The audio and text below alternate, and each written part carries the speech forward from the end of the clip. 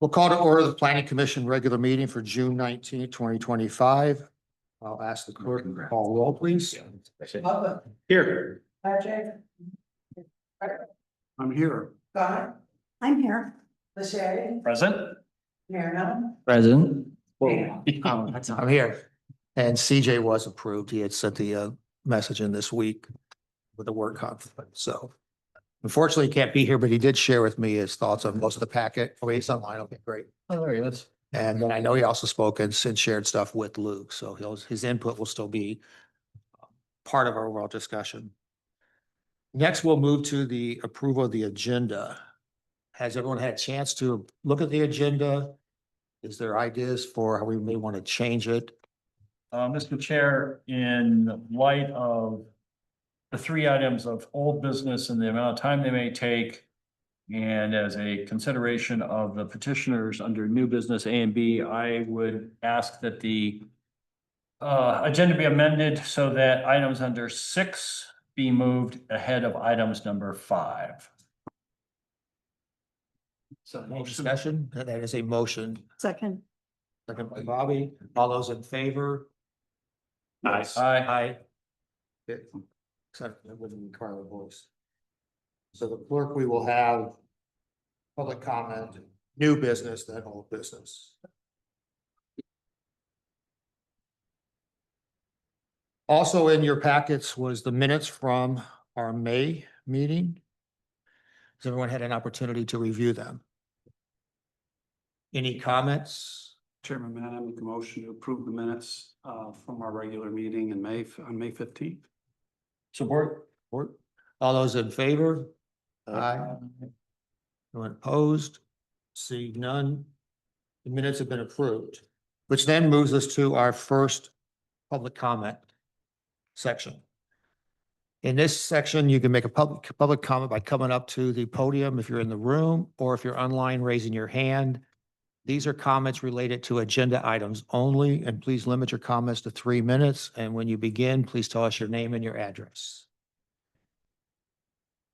We have none in the room. Do we have any online? Seeing, CJ, please. Yeah, just real quick, I wish I could be there. I did give my comments to Luke on the agenda items. I'll look forward to seeing how it goes. Look forward to the meeting. I'll be watching as it goes on. Fantastic. Thanks for being online. Seeing no other hands, we will close out the public comment section and move us down to item 5, which will be new business. First item is the 202 Butler Street, a special land use application. And this is in our kit. I forget what page that is now. Starts on page 57. I'll ask at this time if Luke wants to give us kind of an overview and a background on it Yeah, before we ask the absolutely. applicant to come forward. For sure. So we have Ron Schaefer in the audience tonight, who's here with a special land use application, or special land use and site plan review application for a expanded outdoor dining area at 202 Butler. The applicant intends to, I will note that this was approved by the HDC back in 2024. And although the plan has changed slightly, they are comfortable with an administrative review or administrative change to the approved plan to allow for the additional seating, which was not contemplated the first time around. The plan involves 11 tables and 2 picnic tables. It is very slightly different to the one that was included in the packet, and I did provide a sort of addendum to that by showing the new site plan. And also we can pull it up on the screen if you guys want a larger view of what that entails. From a zoning standpoint, no major concerns. I did discuss I discussed the plan with the fire department, who noted that there is a fire department connection on the south side of the building. And the tables proposed for street dining would have to stay at least 3 feet away from that.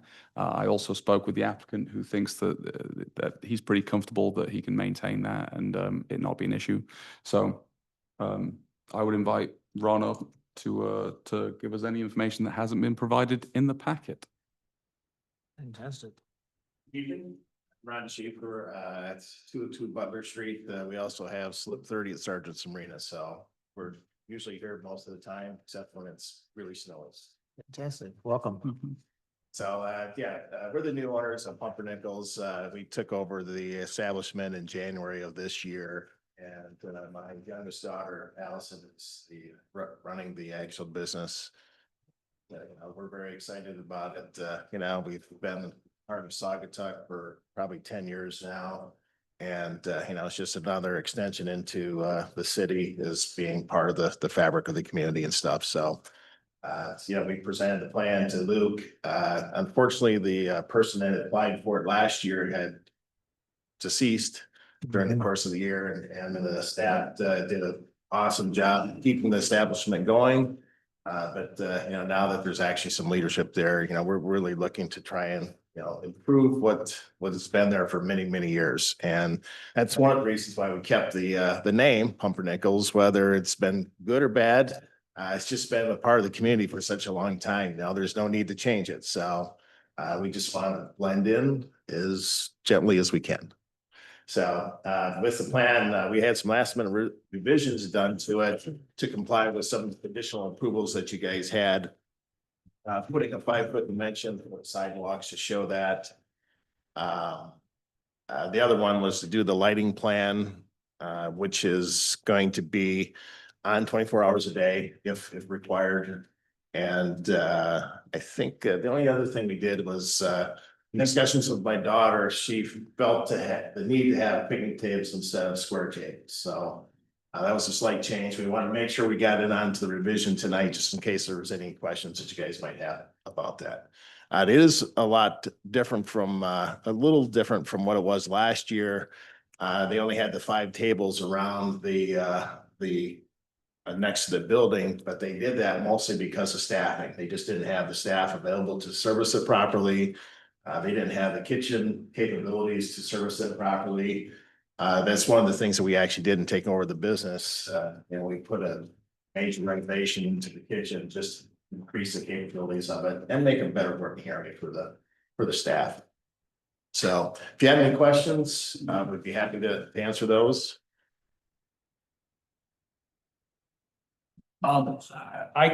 Where is the, I think the FMC is right by the ATM, which is by. okay, it's by the ATM? Yeah, it's Where's the about, current seating? yeah, it's about. No. I was asking where you just talked about the fire department. I thought, boy, you're reading my mind. Yeah. Which is is a good talent to have. You were talking about the fire department there's a water hookup. Yeah, for them. there's- Where is that? It's about I think it's pictured somewhere in here. Hold on. The shot before, the page before this has a picture of their, Yeah, the building, I'm not sure if you can actually see it. actually, if you go. up It's the not on the water- corner. but it's- If you That's if where I you was go trying to to find page it. 78. Oh, he's there. I think it's right here if I recall. Okay, I was gonna That's go that's look at exactly where it is. Yeah, it's a couple feet over from the ATM. It's on the other side of the steps. Okay. Yeah, you can see it right. Yeah, I didn't know if that was a major. Yeah, Right on. It's not a fire hydrant. Got it, thanks. Yes, yeah, it's Just not a curious. height. Yeah.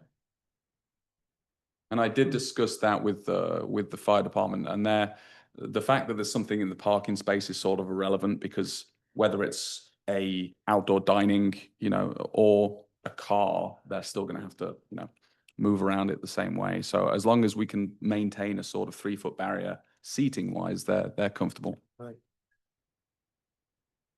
The 2 picnic tables will definitely be in that one parking space. They will not be up on the public sidewalk. Correct, yes. That's way out. Yeah, well, that's one of the things that we wanted to change from what it was before, is they had dining on each side of the actual sidewalk and not going into the parking space. And that makes a very narrow walkway It for does. pedestrians, and it makes the diners feel like the people are walking right into the table and vice versa. So we figured by pushing it out to the street, and gave a much broader area for the pedestrians to walk through and kind of push the customers a little ways away from there so they don't feel like they're part of the sidewalk. Correct.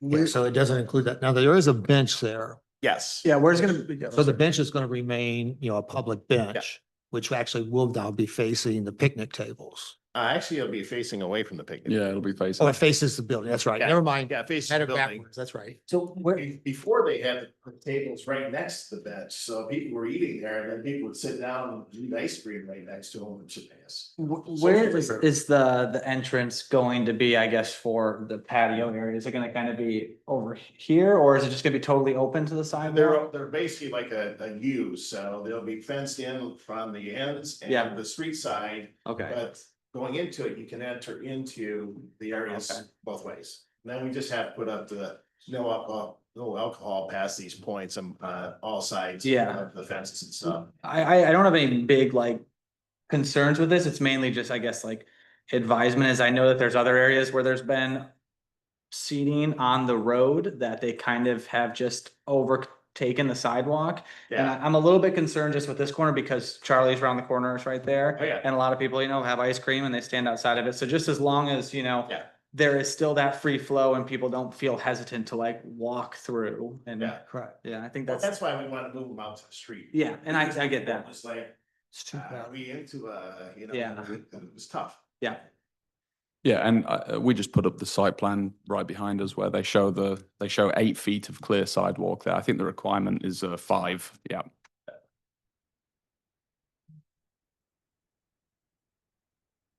I don't have any objection. I think it looks. I don't either. yeah, I think it's fine. No, I'm not. This isn't a question, but I'm gonna raise something for discussion.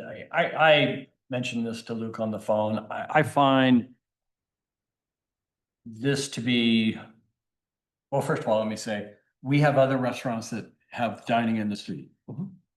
It came about because of COVID. It's stuck around. I think generally it's a positive idea. My concern is that in my mind, this is the busiest intersection in all of town. You've got the drugstore, the fudge shop, you guys, the ice cream parlor behind, the Rose Garden is the only kind of open space. Potentially the busiest intersection in terms of the crosswalks. I have walked this sidewalk, not just in front of Pumpernicks, this sidewalk in summer and not been able to move forward. It gets that congested and that's crowded. And that's the word I'm focusing on is congestion. 8 feet is one thing, the 6 feet.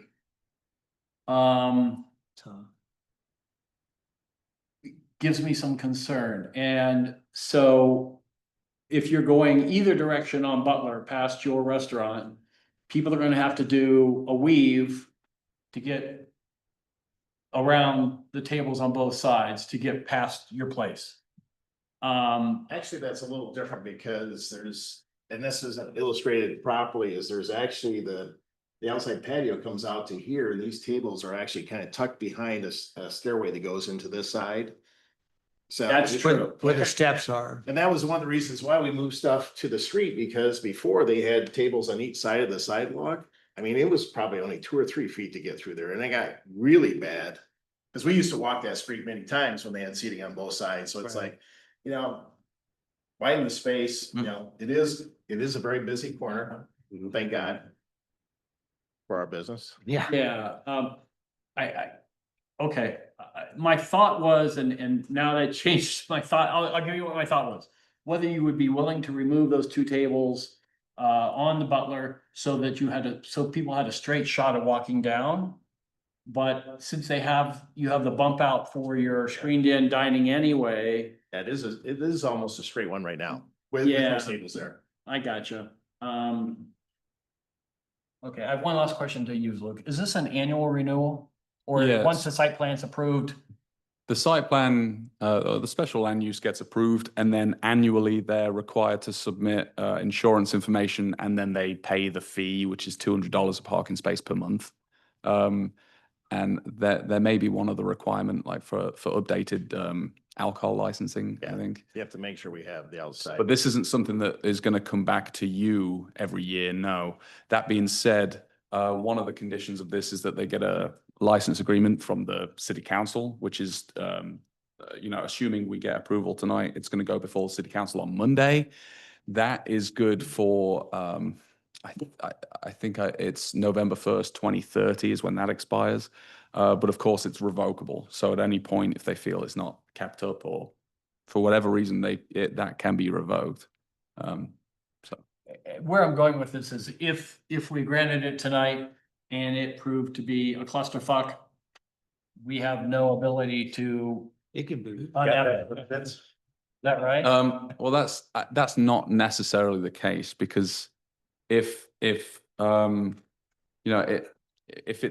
a continuous issue, it can be addressed by city council. Right. They can change the agreement at any time. That's- It is revocable. And that's. Because it is revocable, and that's my understanding. Obviously, Jake's online to correct me if I'm wrong there, but if it's a constant issue and the sidewalk's being blocked and it's, I'm constantly out there trying to figure stuff out, I think city council. Yeah, so there's a piece of that, and hello, everyone, it's nice to see you again. There is a piece of that where the city council does have the ability to revoke the revocable license agreement. There's also standards of approval for special land uses generally that relate to interfering with the flow of pedestrian traffic, and specific special land use standards of approval relating to expanded outdoor dining areas that speak to that as well.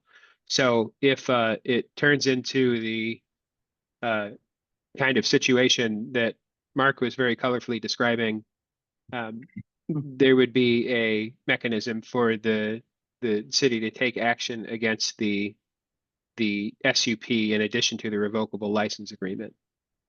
And that would be the zoning administrator taking action, or the city council taking action, or both, or who? Correct. Either. Yeah, I think it. Zone administration. is Yeah, the- exactly. A violation. Yeah. So a violation, a part of the special land use approval for this proposal is the 5 feet, for all expanded outdoor dining areas of 5 foot wide, unobstructed space must be maintained on the sidewalk at all times to prevent pedestrian traffic obstruction.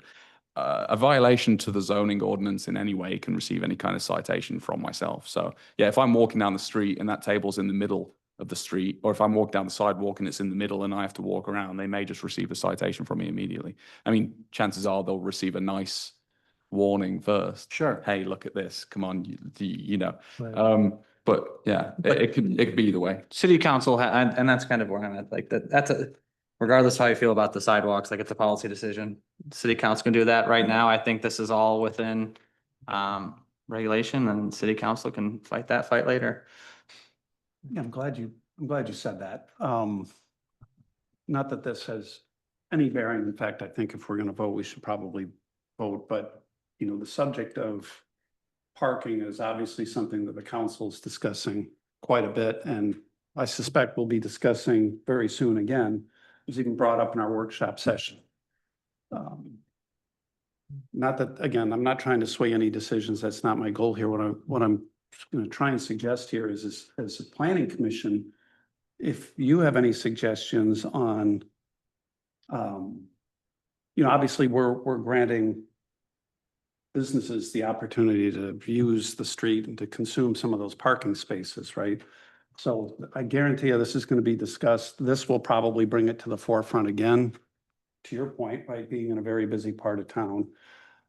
If there are any suggestions that you want me to carry back to council that planning has relative to, granting permission for businesses to use the street for the sidewalks, I'd love to hear it. I'd love to take it back to them, but that's just kind of a side note. Again, I don't want to sidetrack the approval process. Our job here is to evaluate whether it fits within the framework of the zoning policies that have been established, and I see no reason, why it shouldn't given doesn't. the current And we do hear definitions that. that we have. And we've heard that on social media. I've heard it from a few people. I'm sure you hear Oh, it. yeah. But at the same time, I like some of the ones who kind of look at it from an economic standpoint. You could seat about 50 to 60 people at these tables, and just in an evening, if you had two, seatings, that's 100 tourists and citizens that now have a place to eat. I realize it may be 3 parking spots, but to me, it's a nice trade-off to be able, because when you stand in line someplace for 2 hours to get a table during the summer, having another 50 spots might be beneficial. So, And, yeah. and I'm not weighing into whether it's I good or know, bad. I'm I just know. saying that there's going to be a lot of discussion Exactly. around parking. And I've seen I both. guarantee this will be part of it, and I hear your thoughts, and I'll certainly, Yeah. echo them. But if anybody else has, feel free to call me or whatever, or we can discuss it at a later point in time. So that is I'm one of sure. the issues is taking care of the customers, and they get very frustrated when they hear 2 hours.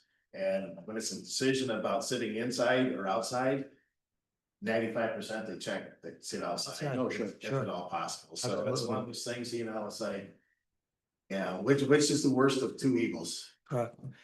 And Luke, tell me, if we approve this, like where the 2 tables are that Mhm. Mark was talking about, they're up against the building. If you look out to where the street is, you have that tree, which has the big, because last year they kind of had the 2 tables aligned with where the tree was located, which is closer to the street. Yes. If you found that worked better, would he be allowed to move them to that side of the sidewalk versus up against the Actually, building? it's better to be closer to the building. Is it? Because of that jet out where we walk into the patio, outside patio, it's kind of like a shelter. Okay, So it's almost dead straight with the side of the buildings, rest of the side. Lines up. Stuff. perfect. Also, Yeah, I it's didn't awesome. speak to the fire department with regards to having 2 more out there.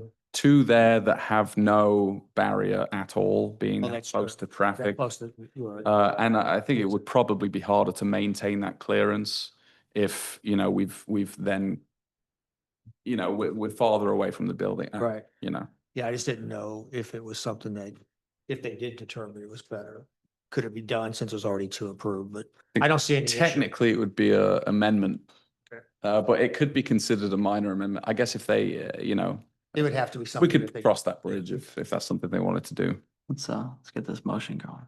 I mean, for what it's worth, real quick, I mean, we are gonna be losing 3 parking spaces. I didn't mention that. I think out of the grand scheme of number of parking spaces downtown, 3 is not gonna make or break anybody's good time in town.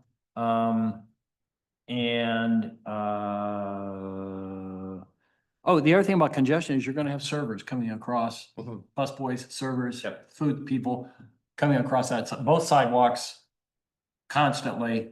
That is going to contribute to congestion. It's not like you're going to have a dumpster sitting, a trash can sitting out in the sidewalk, but you're going to have your employees cutting both ways. So I'm going to vote yes.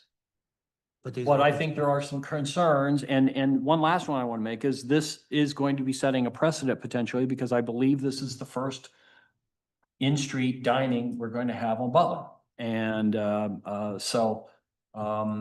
I view Butler as our main street, so Phil's has. Phil's has that parking spot right across the. I thought they were just up on the sidewalk. No, They were in the. Isn't it Phil's? I don't think Phil's has expanded outdoor dining. They just have the Yeah, it didn't come to us. They would before, they had. Hmm. And then they went up to the Since sidewalk now. Put it out, but they actually had it in one of the parking spots 2 years ago. Okay, all right, with that, thank you. Thank you for indulging my comments. Problem. Further discussion? If not, do we have a motion? Sure. Make sure the long conditions have one. not yet been On one. met, Mr. Zoning Administrator, which conditions that you suggested have not yet been met? Yet to be met? There's 8 Yet to be Contingent. met. on the following. I think you did submit a lighting plan. Yeah, I believe that 2 and 7, parts of 7 have been met. I've been given some, certificates of insurance and MLCC licenses. However, we haven't received the license agreement from City Council yet. So I believe the conditions yet to be met would be 2. I don't have reflector specifications. 7. Actually, I sent you the certificate of insurance with the city name second. Correct, yeah, but because the license agreement I was referencing is the one that's going to be discussed on Monday. So you couldn't have possibly got that one. That's- So I believe conditions 2 and 7 are the only ones that have not yet been met. Those are the only two I read, Correct. as I read this. Thank you. Okay. I move to conditionally approve the special land use and site plan amendment for an expanded outdoor dining area with alcohol service at 202 Butler Street, based on a review against sections 154.092.02 and 154.092P. Satisfaction of the site plan approval standards of section 151.060 and the positive findings related to the special land use standards of approval in section 154.080 that are documented in the staff memo dated June 13th, 2025. Approval is contingent upon the following. Provide reflector specifications for the parking space, dining area fencing, and provide all expanded outdoor dining area checklist items in accordance with section 154.092, parentheses 0, parentheses 2B, is it Bobby? License agreement, fees, certificates of insurance, MLCC license, food service license, lighting / reflector attestation, and tax attestation. Second. Wait, Luke, don't they still need to secure all applicable approvals? Uh, Six, the fire department, I thought I'd look at the, So the fire department reviewed and stated what they were comfortable with, and that was me talking about the fire department connection. I don't know that they're going to give an official approval for this. They did review the plans and state what they were comfortable with. I mean, we could put that just as a general, if we want to put that in. That way, if And- I'm missing something, we can It's address it. covered under the conditional approval guidelines. Sorry, It's not covered under conditional approval. I'm not sure. I thought we were granting conditional approval and it would be subject to Yeah, so, engineer, fire department, yeah. council and council. Exactly. So the next step is council either way. I think Steve's point was that we don't have an official fire department approval. But they did review to say what they are comfortable with. I think if you want to include that one in, Bobby, include, where we have a second. And secure all other applicable approvals from city departments, the fire department, and the applicable outside agencies. Do we have a second? Yes. Ask the clerk to call. Oh, Oh, I'm sorry. Yeah, so ask the clerk to call for a vote. Roll. Baldwin? Yes. Clark? Yes. Warren? Yes. Lachey? Yes. Mans? Yes. And Mariner? Yes. Don't forget. Rob, we look forward to seeing it. All right, thank you very much. Thank you. You too. You too.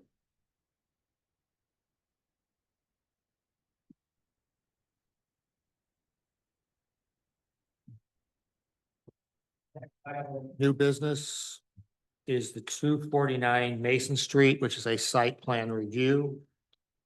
And that one begins in our kit on page 82. And at this time, I'll ask Luke to give us an overview and a background on this site plan. sure. I don't know that Terry is here tonight. She could potentially be online. Yes, so 249 Mason Street's applying for a major site plan amendment to construct a permanent deck over at the site. The site is Lulu Cadu.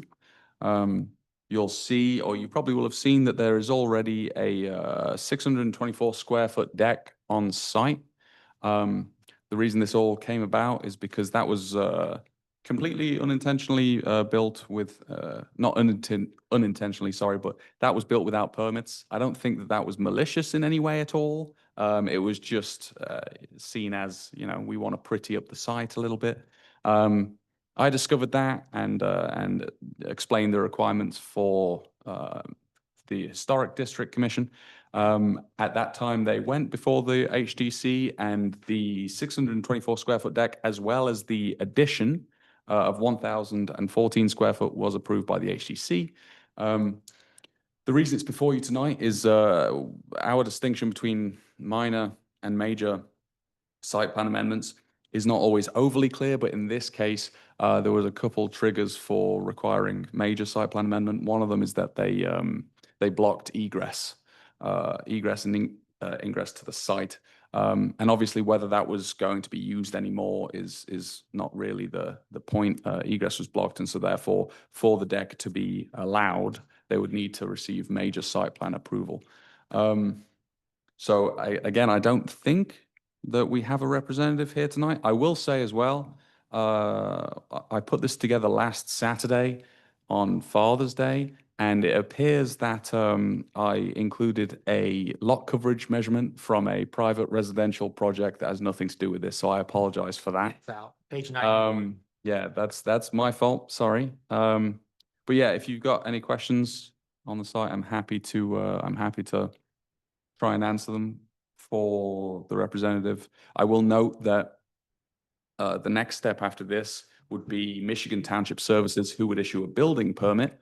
And also they'd need fire department approval also. So this would require, to gain a building permit and to gain fire department approval, they'd need sealed plans to go to those guys too, so.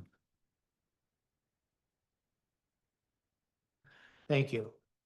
We would, so that I don't see Terry online, and we will not have a presentation by the applicant.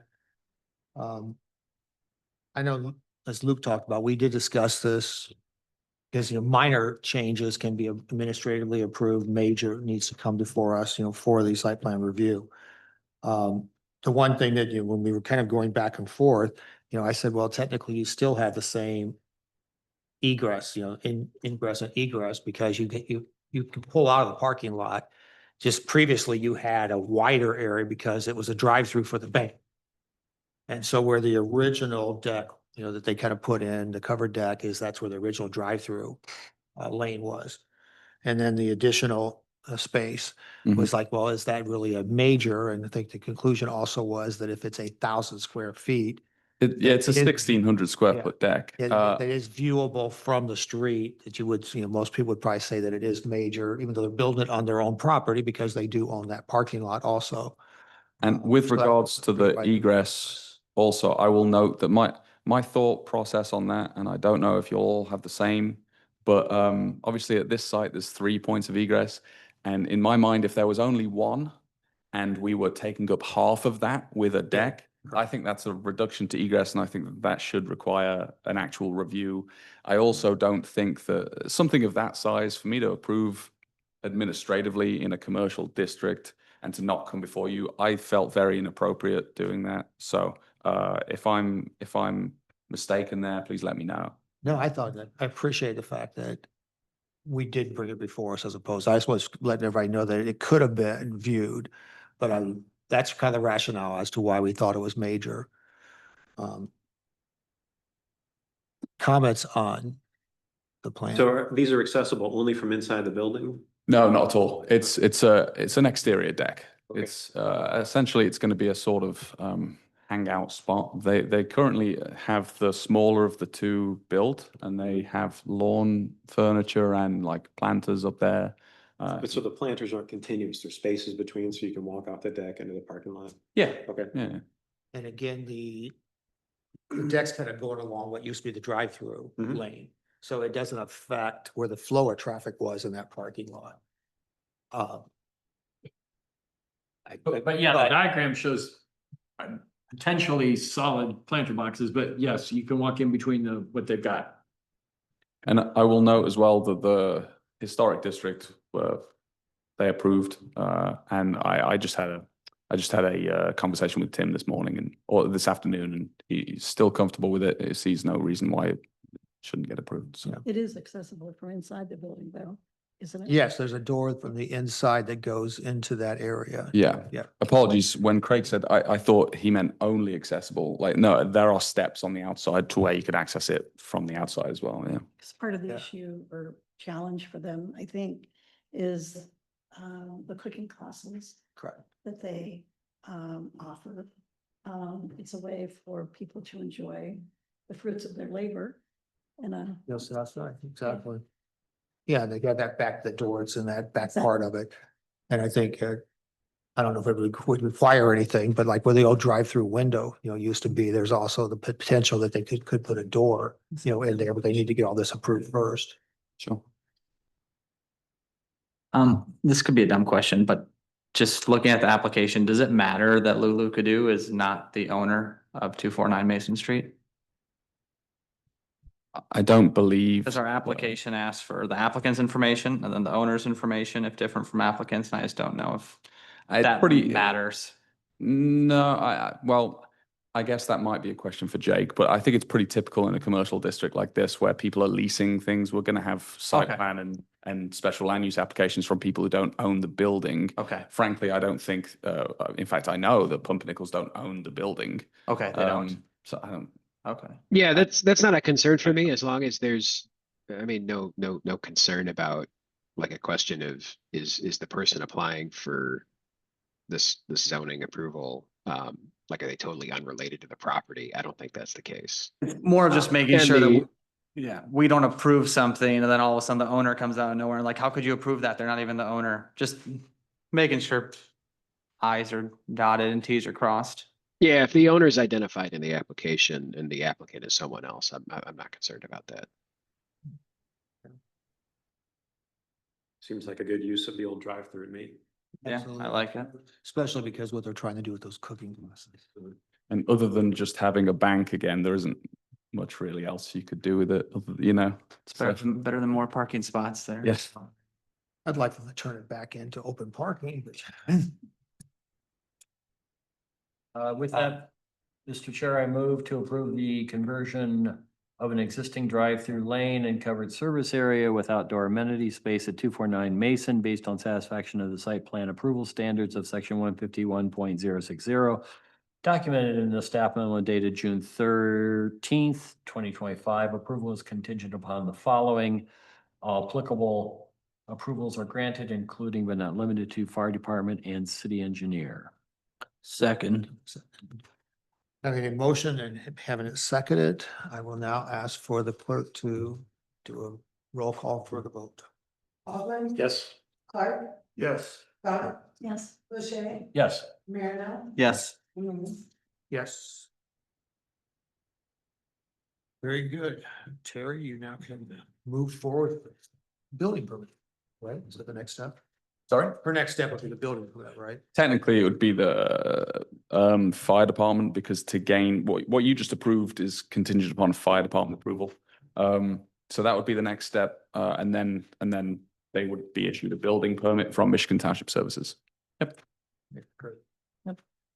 Thank you. No problem. All right, so that concludes the new business section. Now we will move on to the amended agenda to old business. First item under old business was the master plan, the continued discussion of the drafts and the draft survey questions. But before we open this up, one of the things that we were kind of discussing and wanted to try to discuss with everyone here, knowing that the master plan, we all sent in items because from our review of the tri-community, the Douglas, to Luke, or if we didn't send them in, we've hopefully had the time to go back and review them. It had, Luke and I were discussing from a timing standpoint, if we may want to move this item as well as future items related to the master plan to workshops versus actual meetings, or even keep them in a meeting if we have things that we needed to discuss in the interim. Thoughts and ideas of that?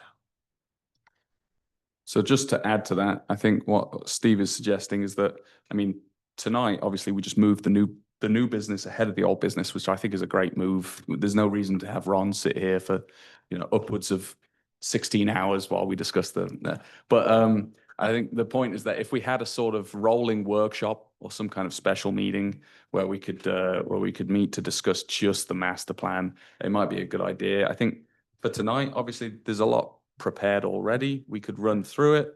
We could even have it on the next meeting if you want, and then you know, we could figure out at that time if we wanted to do workshops, or we could set up a sort of rolling special meeting, like I said before, to make sure we don't get too bogged down every meeting and you know, sort of break it out a little bit. So obviously that is very dependent on everyone's time, Correct. including I can make whatever work, but obviously there's a few of us here who you know, all of us have other things going on, including Dave as well, whose time needs to be considered also. So if it's something we can do, I think it'd be great. But yeah, we sort of wanted to present that option. And we also were discussing that if it was like a workshop like city council has, there's a lot less requirement for a workshop to take place. Yeah. You know, we don't have the same kind of rules as far as putting it out within, you know, what is it, 5 days before the meeting. We have to have a quorum at all times, which I think would be still beneficial if it was a workshop, but you could still have a workshop even if we all only ended up with, you know, like 4, like we've had one time we had to cancel a meeting. The other thing, a workshop could take place like council does at 4 o'clock, so it's a better from staff time. Maybe it doesn't require as much evening and overtime, but it also then means that for those who are still working, would that be possible to have workshops, you know, that would begin, you know, at 4? And I know CJ and AJ, I think you know, definitely are 2. Yeah. And I know you make special trips to come back already, you know, on Thursday. So thoughts? I'd be able to probably adjust my schedule. I think it would be important to do that, especially for something like this that only comes up every decade. My own concern, oh, go ahead, I'm I sorry. was gonna say, I think to give it the attention it deserves, having a dedicated session means we can really focus. There's so much going on in some of these meetings. Sometimes on what we just went through, now we've got signage, we have all these, just feels like we're gonna dilute it if we can't get a dedicated sessions and talk to it. So whether we do a workshop or we dedicate a whole planning meeting, which I'm not sure makes sense, what's the difference, but I definitely Right. would support it and Okay. would be Then- flexible in terms of the time. So I think one of the things that we were kind of discussing was the items that are already in the current kit. Yes, we could go through them, or they could be moved to that first workshop or special meeting, and then would allow us time to go on to the sign and I think both I don't foresee, I mean, anything could happen, but I don't foresee signs and the zoning district, you know, it's definitely not going to be a quick meeting, but I don't think that we're looking at leaving at 10 p.m. tonight. So I think while we have everyone here, it was probably a good idea to discuss the master plan material in front of us. Really, there's not, you know, we've drafted a survey and we're looking for, you know, assistance with sort of supplementing that and discussion on, you know, how to make it more focused on the city. And we've got, you know, obviously we all looked at the Douglas master plan and the tri-community master plan. And I think while everyone's here, it'd be good to have the discussion. But definitely setting up a workshop is probably a good idea. I do think what I said to Steve earlier is I think it'd be a great idea, but also I think we should definitely set some goals that we want to accomplish at the meeting and not just say, okay, we're going to have a workshop next Wednesday. Well, what are we aiming to do at that workshop? And that's good for me too, because frankly, this is a new process for me. So I'm leaning quite heavily on Dave, who is fantastic. But having clear goals would be great. And yeah. Sorry. I think what we were, as far as like the goals, I was saying, whether we go through the survey questions tonight or you move it to a workshop. But another one of the goals would be to kind of start talking about what are the chapters or sections that we would want to see, you know, in our plan. And which would kind of really relate back to, you know, whether it's following what the Douglas plan did or looking at parts of the tri-community plan that we think would be important to still incorporate into the Saugatuck. But that would kind of be the goal of the workshop, would be to just list out the different chapters that we would have within the plan. Doesn't mean you're held to it, but at least starts to, you know, put it together. Bobby, I know you've been through it before. What are your thoughts? I like the idea of a workshop, but I also agree that we can begin tonight at least to talk about these questions. I mean, when I went through the questions, one of the things that occurred to me was that, I'd sort of just skimmed through the Douglas plan. And skimming through the Douglas plan takes a couple of hours, actually.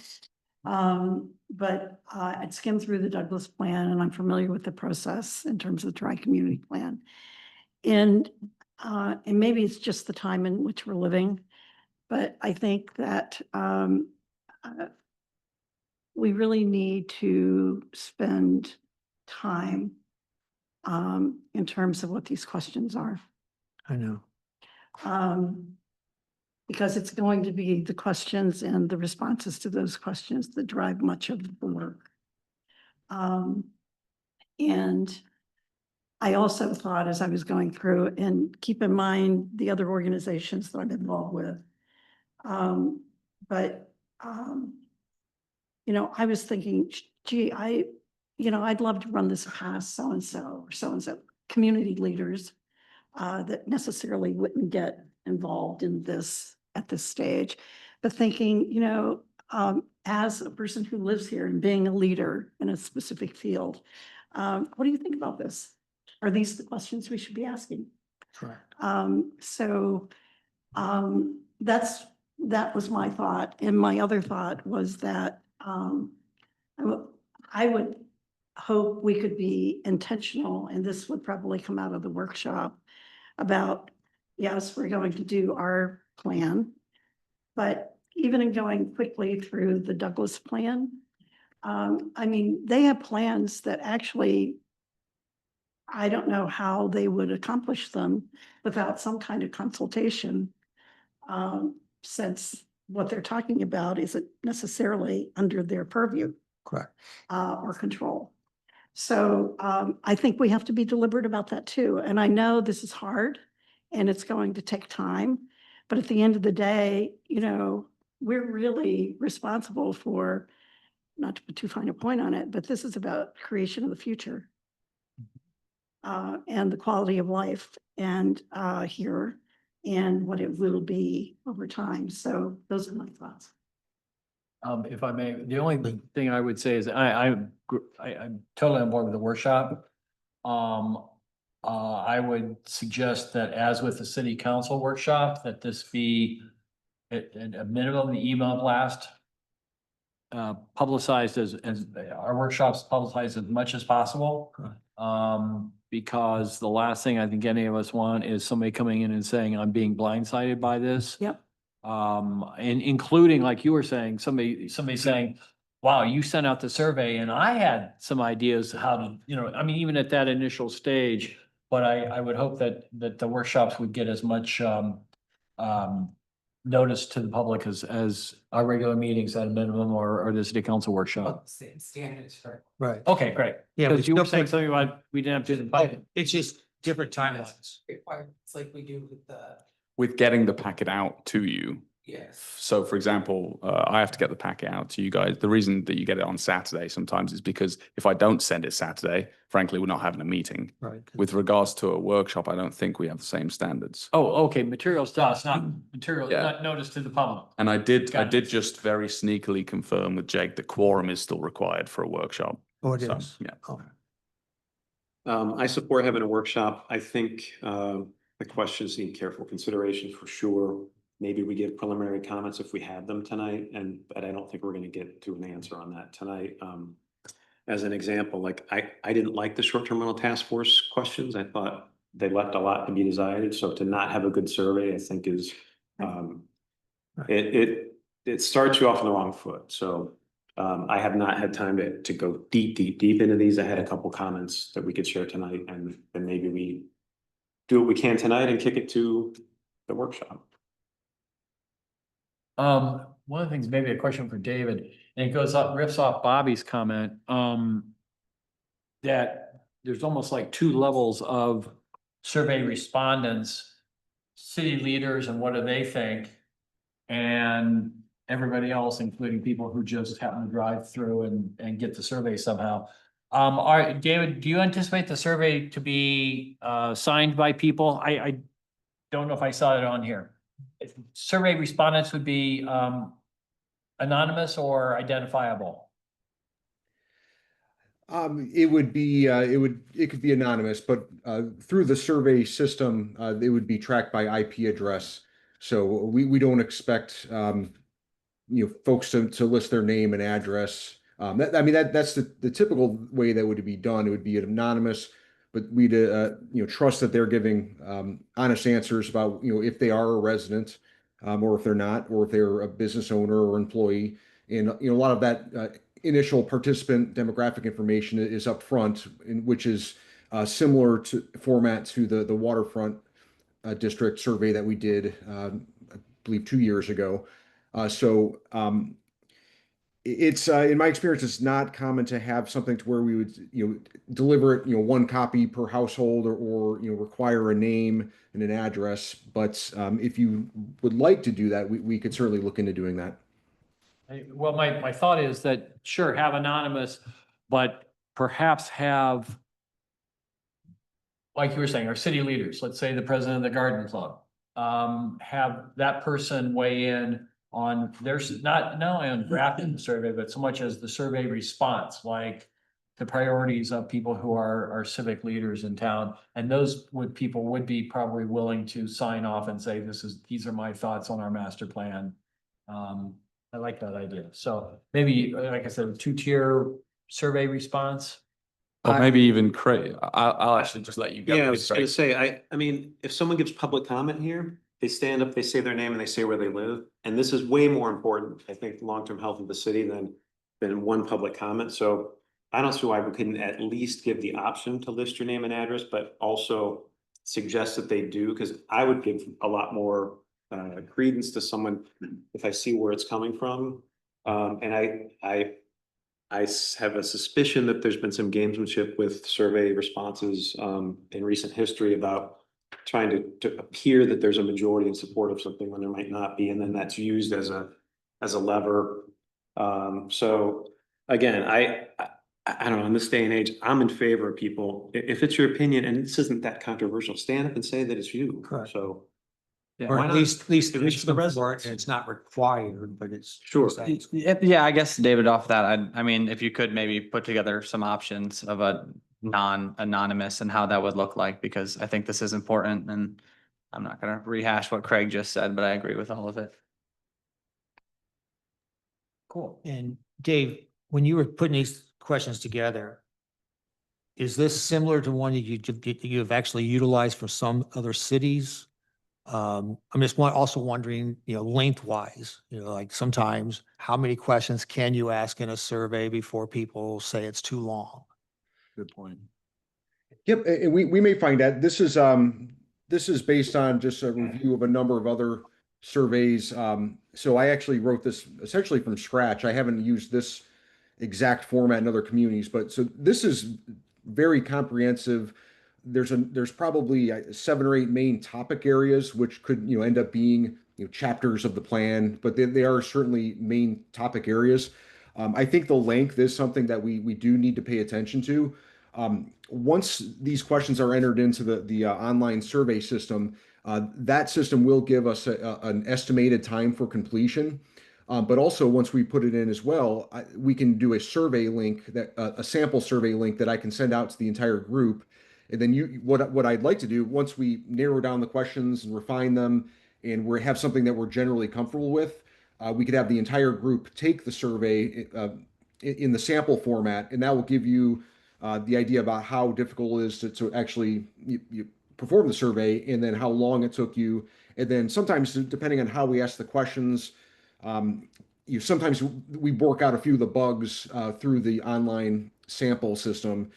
Just by having the entire group take the survey, because all the questions are asked in different formats. Some of them will say, you select your top 3 priorities, and you have to actually put in the rules in the system so that they are, if they only select two or if they select four, it bounces you back to that question. So there are some bugs that need to be worked out typically after you enter the questions, and it's better to have a lot of, extra set of eyes on it when we do that. So we want to work out those issues now between the, the 8 or 10 of us, rather than having a couple hundred people see that there's a problem in the survey. I think the one issue you had mentioned, there's like the two-tiered approach. I think that's a great idea. We could also have a separate surveys for different groups of leaders or officials or community groups. I mean, I think that the approach here was a very general, comprehensive survey with a number of different topic areas for all participants. But we, as we work through this process, we may have surveys specific to the Planning Commission, to the HDC, to various other groups. So I think we could, have multiple surveys, but the intent of this one was to be the overarching community survey.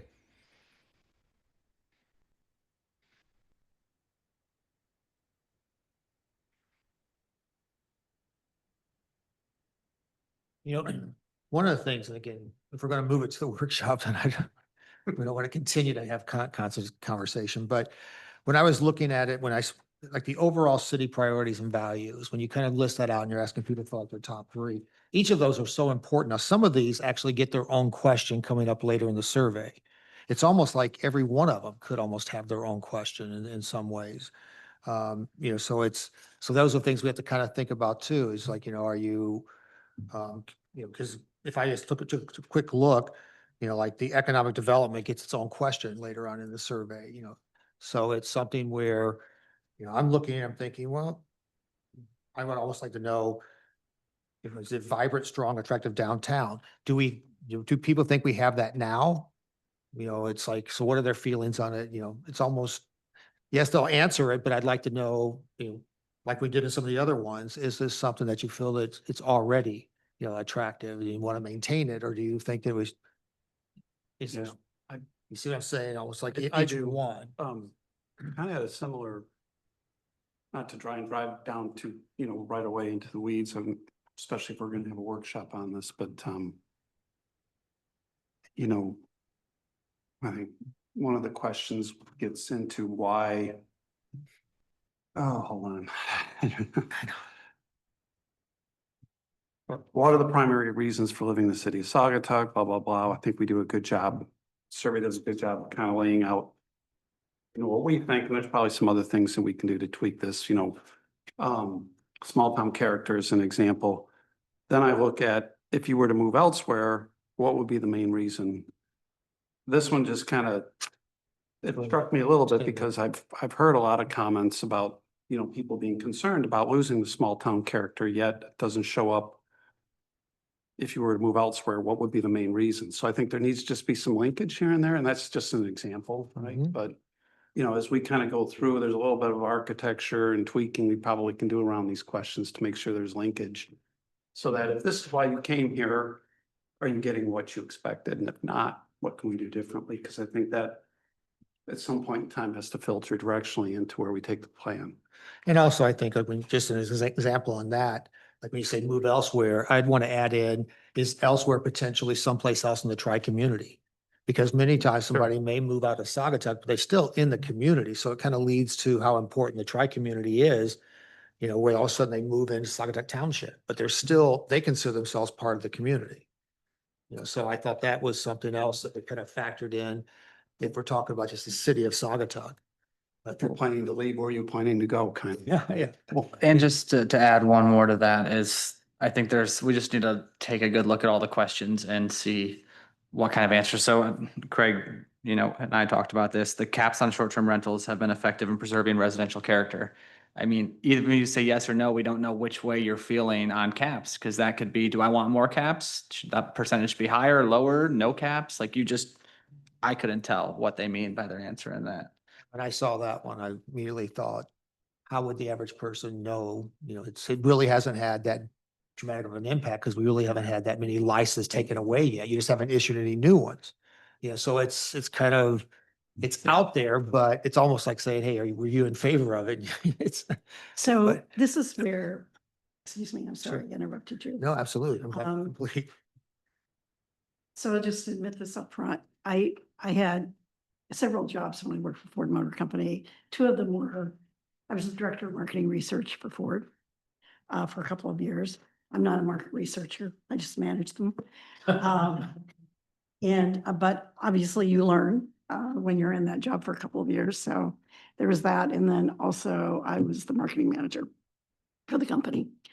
So yes, to everything that we're talking about, these are the implications. And if you're going to ask a question, basically you need to ask it in such a way that the response is helpful and not confusing. And everything that's been articulated here are examples of what I'm talking about. And the other thing I want to mention, I assume that Luke, you did this with David, but the city has stated, I believe they have priorities, and I think they're published somewhere. Mhm. Are those priorities consistent with the priorities that we're asking people to, and if they're not, we should just be prepared for that. I mean, if we're going to rank priorities. So if the city ends up having a list of priorities and this comes out differently, then it's like, so what do we do?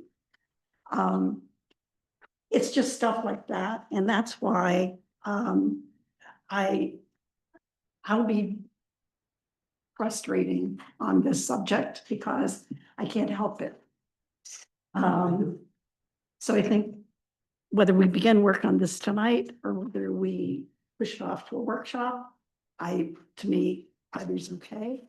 But there's a lot, I mean, this is some of the most important work we Correct. will do Well- in terms of creating the future.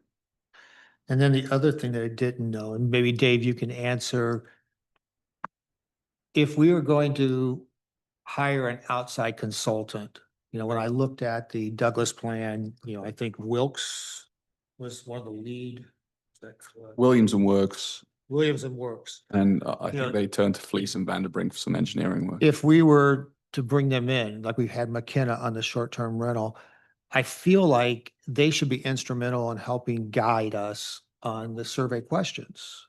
And we should work with, I'm just wondering, are we going down and we're starting something, but then are we gonna hire a third party that we're gonna be working with? And Dave, I think you had said that you may not have the time, for this. So if we were looking at the Douglas plan and we liked it, and we thought, hey, we're gonna be consulting with, at least reaching out to, Williams, then wouldn't that be prudent that they would be participating in the development of the survey questions? Because the survey questions are going to lead a lot to when we have public engagement. And if we're doing, meetings out with the public, we'll be discussing a lot of the stuff that's in the surveys.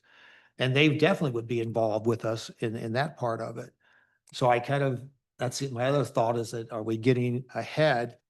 And I know I saw, like, I'm guessing in the budget that was before council in the workshop, I believe there's line items in there for planning.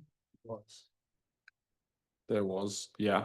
And is Uh, that for hiring consultants for like this master plan? Well, that's, I guess, another discussion for us and Dave, because obviously that is his specialty. Right. So, I don't know, Dave, do you want to take that one? Sure. Yeah, I'm the city's consulting planner at this time. I had made the suggestion that to pull in other resources as needed. I have actually worked for Williams and Works. I know a lot of those folks there, and one of the conversations was to possibly pull them in for various components, such as graphic development, mapping, possibly some assistance with the station, the graphics and boards for public involvement. So, I mean, it just really depends. We have not yet narrowed down a scope and budget. So typically going to a process like this, we would begin with any consultant would prepare a formal budget and proposal for this type of project. The other option is you just do some sort of time and expense and you proceed on as the planning commission wishes. But I think when we talk about workshop in the first efforts, I kind of envision that as kind of a scoping effort to determine what we want to do, what this process, how we structure this process, what components we have as part of the scope. And I think that conversation would help to guide whether or not we need to pull in other resources. And typically what I would do is I would just subcontract out for various other specialties, whether it's Williams Works to help with a certain component, or an environmental aspect that we might want to pull in, or engineers. So I'm kind of a general contractor in that manner. The other option is that we could hire the city could hire a consultant to do the whole thing, and then Luke and I serve as the advisors of on behalf of the city. That's another type of relationship that we could pursue as well. So it really, I think, depends on that initial workshop where we can really scope out the project and determine what you want to do. And it's not necessarily that I don't have time, but just if it does become something that's very comprehensive, or that we see that there's some specialties that we want to pull in, we just need to have that conversation so that we can pull together the right team. It may just be us, or maybe a few that we, select few that we want for outside expertise as well. So when you talk about a scope, like if we had a workshop and we were kind of identifying the different chapters that we would want to include in the master plan, that would allow you to kind of go back and start to see the scope of work and then put a proposal together for the city? Yeah, I think that's even, I think that's a little bit of the cart before the horse as well. I mean, I think the scope is something that we need to determine, the process, who's involved, I mean, I see your point though. I think we need to not necessarily map out the chapters, but I think maybe to your point is that we identify the major issue areas. And I think that could help us to craft the scope and then to determine what resources or outside professionals that we need. So maybe I think we're on the same page in terms of, we identify those major topic areas. We scope it out in terms of the process, the milestones, the time frame, the budget, and then we go through each of those topic areas during the actual planning process. So, we have a meeting on housing, we have a meeting on community facilities and parks. We have a meeting, we'd address each one of those major topic areas in workshop format, I can see, but I think that that workshop, we really need to just narrow down to the scope and the major topic areas, so that we know, what, direction we're taking on this and who we're pulling in, and what the scope looks like. So it sounds like we should figure out a date or a couple dates for a workshop. I don't know if you want me to go away and sort of figure out what works and do a little email blast of here's 3 dates that I'm thinking, what do you think? Or if it's something, obviously when there's 10 of us involved, it's not going to be the easiest thing. And I think the likelihood of every single person who's in attendance tonight being able to make every single one of these workshops is probably pretty small. Right. But I don't know if we want to figure out a meeting date now, or if you want me to just shoot you guys a couple of options. Here's what I'm thinking. Let's do early July or middle of July, and here's 3 days, and here's some times. What can you make work? And then I'll put something together. Or how do we want to go about that? Well, I think we have to definitely look at the city calendar, because we have to work around that, of course. Absolutely. Because we do. So that's one of the things that right now I wouldn't be able to throw out, because I'm trying to jump to the calendar to see who has meetings when. I have dates memorized. Oh, you okay? I have the calendar. I have the calendar up in front of me now. If that's something you wanted to discuss now, otherwise, I could. Shoot And I you know guys. when we were talking, I threw out like Wednesdays opposite of when city council has workshops, because I don't think there's anything going on those Wednesdays.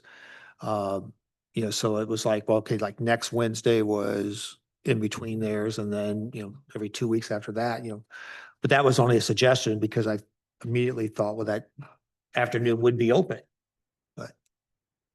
I thought I had was keep it at Thursdays, since we kind of are. Thursdays are pretty tough, because we have Historic District Commission Okay. and also we have ZBA. ZBA does regularly get cancelled, Right. Yeah, it's. but relying on that day, you know.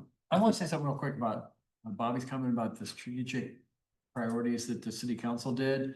I think we should get a refresher on those. I remember when it happened. My recollection is that those are 1 to 3 to maximum 5 years out, where we're looking at 10. Right. So there is some interplay, but I think we're looking further out but it was a good point to bring up, but, you know, should be thrown in the mix. Because then you have to, yes, agree with that. And then we have to figure out, and if, you know, those who are experienced in creating these plans. Because at the end of the day, we need the community on side. Whatever the plan is, the majority of the community needs to support it in order for us to get it done. And the points get sticky when, you know, somebody sees a big difference in terms of this priority versus the other priority. So we just need to explain it, because you're right, those are short-term priorities on the private council. I doubt if they go out past 5 years. I don't know them did. It's, I don't think it goes out past 5 years. It's very tactical. It's very focused on, you know, the next 2-3 years, heavy emphasis on infrastructure, sure. things like that. Yeah. Connection though, between, you know, where the city is focused the short term and the longer term. plan. Yeah, absolutely. Anyway, Which And if, again, if I may circle back to David's comments about, you know, getting some help, and I think he's spot on in terms of building, you know, making sure we have some kind of program framework, right? And we can kind of carve out the major pieces that we need to drill down, and then we can build some of our sessions around that. But I also want to come back to I think Bobby touched on it perfectly. These questions, the survey, that's it. It's all going to be in there, right? This is how we engage our public. So we probably have limited budgets for how we're going to allocate consulting dollars. And one thing I've learned over my professional career is there is an art to building surveys, right? And yes, somebody who's experienced at it, getting them in here, to me is number one priority, right? We have to do absolutely do what he suggests, right? We got to kind of have that framework and that program plan. But it can't be at the expense of getting somebody, in my opinion, right, of knowing how to really build out a survey the right way and to get at the core, you know, input we want to get from our communities. So I'm just kind of throwing that out there. my Limited dollars, let's make sure we allocate for this. because of my personal opinion, and it is personal, but yeah, one of the struggles with short-term rentals was the quality Yeah. of the survey work. correct. And it wasn't good. We heard that from the public. There's misunderstandings was in there and So needs to have, we don't learn that lesson. Yeah, right. What are we doing here? Yeah, that's a great point, because people were using the same data exactly opposite for their positions. And so, anyway. Anyway, no, And then to be quick on that, just going back to the tying some names to the surveys, because then we saw was it the New Year survey that city council did right around the new year? And then everyone was just ripping on them for totally unrelated stuff to the survey that was focusing on single issues. And that's what I don't want this to become, because this is a 10-year plan. And then you might just get some people who just want to harp on one thing and we just lose the forest for the trees. right. And again, not to go into like the others, but one of the things I did like in the Douglas plan was how they laid out their, you know, what their 2016, you know, tri-community plan was, and then their interim ones. And they, you know, we could even have, you know, like short-term council priorities, you know, kind of laying out as to where you are. Is it basically gives you that roadmap. Here's what we said, here's what we've done, here's still some of the open items, and then it starts moving into to their plan. Again, it was almost like educating the public. You know, first you explain what a master plan was, and then you kind of walked them through the previous ones, and then any other time that you kind of set priorities up, you know, and then now what we're looking at for the next 10 years. So it's, Would it be appropriate to do a motion to request city council to appropriate money for the hiring of a consultant specifically specializing in survey preparation? Or is that already potentially money that's already been allocated that you just? I mean, I think you that just that don't was, allow? my understanding is that that's part of what has been budgeted already. Okay, And yeah, and also that, you know, we would continue to work with Dave on that. I mean, I think what Dave put together for us tonight is a pretty general, look, this is something we need to change, but we also need to start from more than a blank page, you know? So, right. so we, the point of tonight was to definitely for you guys to, you know, supplement a very basic draft survey for exactly what we've been talking about, for exactly the reasons we've been talking about. So I think realistically, it sounds like next step would be to book a workshop and then to go through every single one of these questions and to really dive into what we want to see and what we want to get back and the kind of answers we want to receive and base the questions off of that. And then from there, obviously, we can make further decisions about whether different consulting companies are needed or not. So. Yeah, if you want, we could pick a sort of week. We could say, Luke, send us some times between the 7th and the 11th that work on the city's calendar, and I could do that. Or again, we could sort of try and narrow down a date while everyone's here too, either way. But we definitely need to. bad every Wednesday. Steve? Yeah.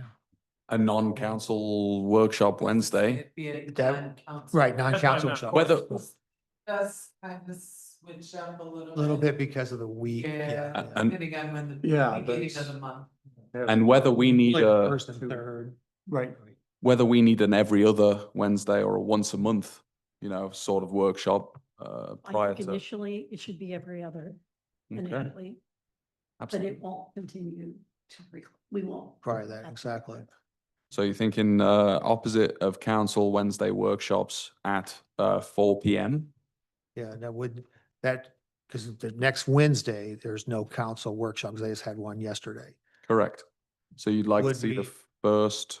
You'd like to see the first workshop next Wednesday at 4. Is that too? We do that too with soon? notice? I think the workshop, we just have to give them notice by Monday. Jake, do you happen to know the notice period for? So this would be treated as a special meeting under the OMA, so that typically requires just posting 18 hours in advance. The other limitation is that the members of the commission need to be notified of the special meeting not less than 5 days in advance of the special meeting, unless it's to continue deliberation regarding an issue raised at the meeting within the last 48 hours. That's from the bylaws. So I'm not too concerned about that requirement, because this is continuing deliberation of an issue raised or, oh no, it's not within the last 48 hours. Okay, so apologies for that, Mark. I was under the impression that I didn't have the same standards to get you guys material in advance. But if essentially what we're looking at is always old business, if we're still having a continued discussion on the master plan, you're thinking that that doesn't necessarily apply. I also think there's not necessarily anything wrong with trying to get a packet out on Saturday for you guys. You know, the packet realistically is going to be this, It's a- continued discussion of this. So I can put that out 5 days prior. That's no problem for me. And if there's some Let's try it. language regarding like the scope, I mean, we can all come in with our ideas, but if there's things that Dave wants to kind of already put in that he would, what he's looking for kind of in the scope, so we would have something that we'd work Yeah. from. Real quick, Dave, do you have anything to add? And also, do you happen to know your availability next Wednesday at 4 p.m.? Next week, should be fine. So Okay. yeah, my only conflicts are first Wednesdays of each month.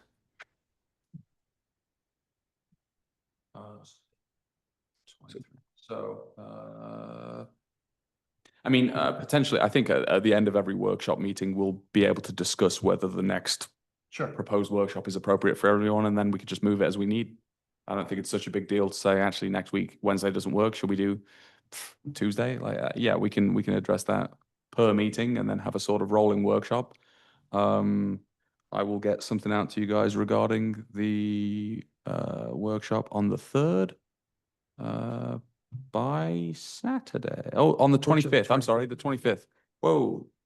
Yeah. Don't go there. Sorry. Sorry. Council in July is. Oh, is there something going on? Yes, I did. Yeah. So June 25th workshop, I'll tentatively put something out, and yeah, we'll go through the survey and scope and have more discussion. Great. And then just for everybody's planning, if we decide to go with every other one to work around council, then you would have the 9th, and we have our planning commission meeting on the 17th, and then the 23rd would be another option. And we may have something where we decide that next Wednesday, that we're gonna like pull things together, discuss more at the planning meeting, then have it on the 23rd. So maybe it might only be the following Wednesday after each planning meeting. Absolutely. For workshops, are we bound by the same requirements to actually physically be here? I think Jake would definitely prefer that Yeah, we. yeah, it's subject to the Open Meetings Act, just Open like Meetings Act, a right. regular meeting. Okay. I mean, and this is something that's true of the council meetings as well. They're labeled workshops, but I think a better way to describe them would probably be either special or regular meetings, because those are the only two distinctions in the So- ELMA. Just asking vacation. Yep, good question. Okay, so we'll have a rolling master plan special meeting. Very good. Yeah, because vacations are definitely gonna factor in. Jesus. All right. Okay. That takes us past agenda item A, moving us on to old business B, sign regulation amendment, starting on page 17. In our kits was a letter. It actually left a number of different talking points that they kind of addressed for us to kind of take a look at. You want to kick it off with an overview, and then we'll start to kind of go through Yeah. or Yeah, I mean, I am going to hand it over to Jake, who's going to take this one. But obviously, the sign ordinance amendment is intended to not only bring our temporary sign regulations into compliance regarding content regulation, but also it's going to very nicely and neatly have all of our sign regulations in one place, where currently they're scattered between permanent and temporary. So the memo did identify some notable changes and also outlined some areas for discussion. So I'm going to kick it over to Jake, who's been very quiet this afternoon. Yeah, well, thank you for that. And I assume everyone read the memo, and so I think maybe the most productive way would be kind of just to walk through the ordinance page by page and field questions, unless there are any kind of big picture questions you have or discussions you want to have. And then I would just reiterate, first that this is a working draft, so this is a starting out point. And certainly there's lots of room for change if you think it's appropriate. Some of the things in here I think are provided more as an example of a potential way we can regulate something, but it's not necessarily a recommendation to regulate in a certain kind of way. So I'll be interested to hear your feedback and work through this. So Let's go. yeah, let's go. I don't know if you want me to lead the discussion of page by page, or if we can just kind of start and. I mean, I can start with comments I have on the definitions, since that's the beginning, or unless someone has something. No. That'd be fine. So, One thing I noticed, we define on premises and off premises, as two different categories, but would it be better to do what the city of Austin did and say off premises is defined as X and on premises is everything else? Because I think there's a potential as a gap because you've defined two buckets and I read and I thought, where does an idea sign, to use our old terminology, fall between how you've defined it? So just a suggestion. And And I think it's a great idea to have a broader conversation about off and on premises signs and whether you need both of those definitions. I know the prior definition section just listed off premises sign. And I think it also specifically related it to advertising or some kind of commercial message, which is similar to the context that came up in the city of Austin. And so I do kind of agree with you that a probably a cleaner and easier to defend approach that doesn't require hard philosophical questions is like, does a religious or an ideological sign or a flag count as an off or an on-premises sign? I think limiting that distinction to only regulating off-premises signs and specifically saying that's in the context of commercial advertising, and then saying everything else is just regulated basically as, signs with specific regulations just on off-premises signs. I think that'd be a pretty less confusing approach. And if it sounds like I'm disavowing this draft of the ordinance immediately, I would point out that Trent drafted it. He can't be here today. So there might be some things that get changed. But yeah, that's a good point, Craig. okay, so one other thing, I think it's premises with an S at the end and not premise. If I'm reading Oh, yeah. the words right. And then one other thing, and this may not be in the definitions, but are we intentionally differentiating between, say, residential zoning districts and residential uses? Because we use those two terms throughout the document. Like you might say, in all zoning districts, residential uses can do this. And is a residential use, do we need to define that as a property that's coded as a residential under the tax code or whatever? I throw that out there for your consideration, but it's just a question I had when I saw that. So to provide some explanation, I do think the old regulations in the zoning ordinance distinguished or they used the phrase residential use without defining it. I think there are some quasi-commercial uses that are allowed in residential districts. And so some more nuance to that point is probably appropriate. And Not even quasi, like R2 has commercial right. properties in it, so many. But we call R2 a residential zoning district, so. Right. Anyway, those are my. Yeah, well, and I think that second point would probably be very good for the commission to discuss as to where do you want to draw the line if we're trying to create classes of uses that we're regulating in hopefully broad strokes. I'm lost.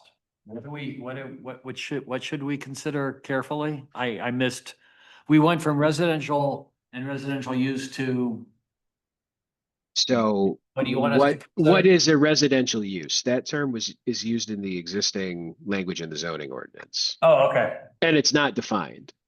And it's used to say, residential uses can have this kind of signage, non-residential uses can have this kind of signage.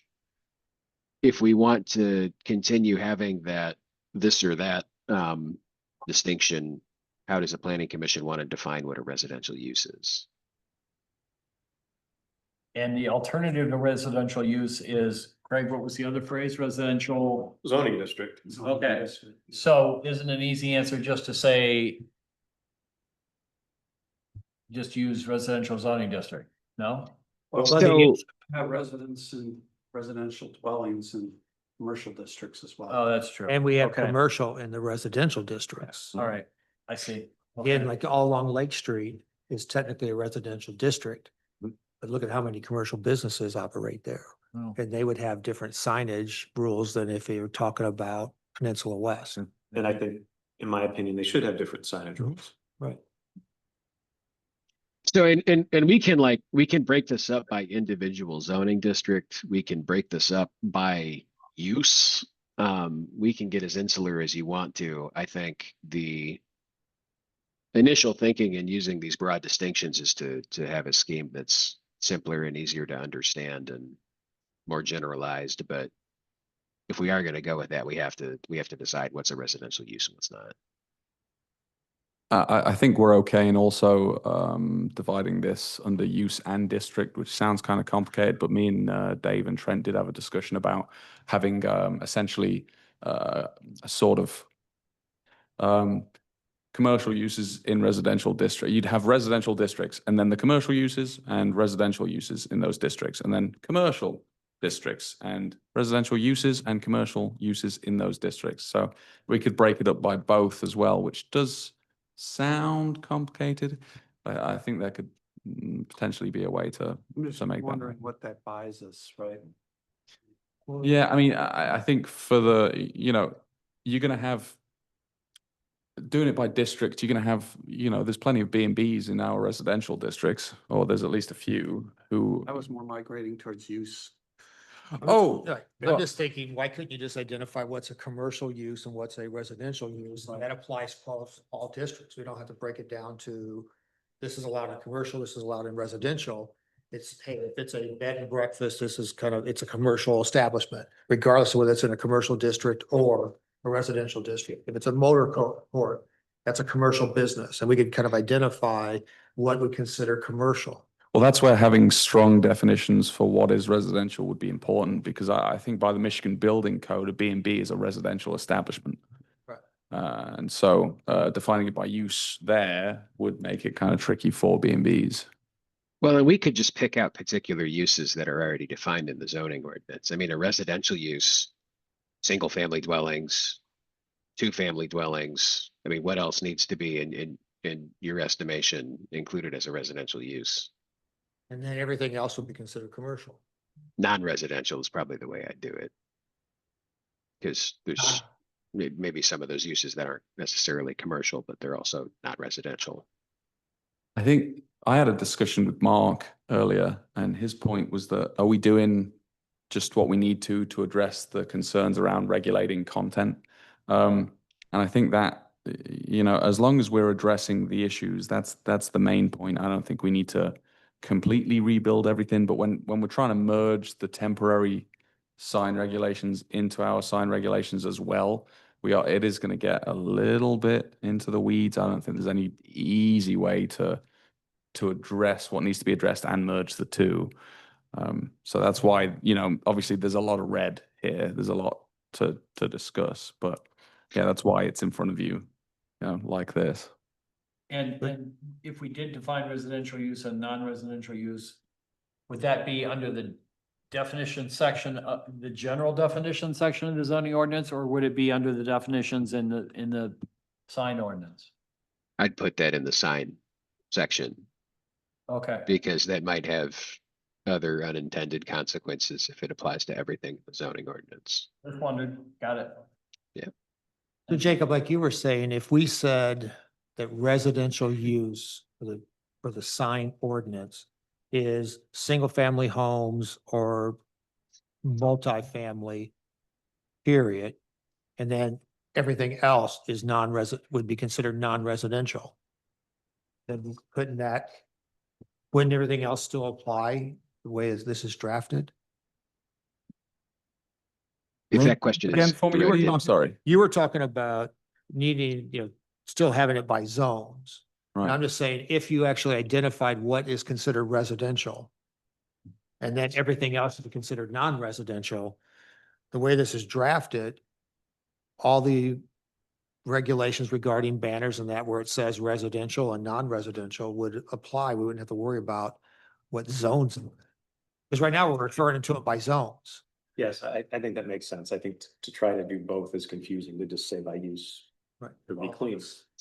I'll just play the devil, right? So you have a non-residential entity in a residential zones can are there any potential signs that we wouldn't want in a residential area? Because just open up the door to whether it's B and B or whatever, right? That's a great point, because if we're doing it by, if we're doing it by non-residential use and we say, well, you could have it externally lit, but you happen to have a commercial establishment right in the middle of a residential. Now, District. Up in a residential zone can put a marquee or something else. Right. on the driveway. Yeah. Well, in the residential use and non-residential use distinction, I think that's only in subsection F, which is permitted signs in all zoning districts. And then after that, you have the breakdown. And there's even a placeholder here, but then there would be a breakdown by zoning district. So that would, I think, apply to the concern about there being commercial uses in residential zoning districts that would have obnoxious signage, excuse me.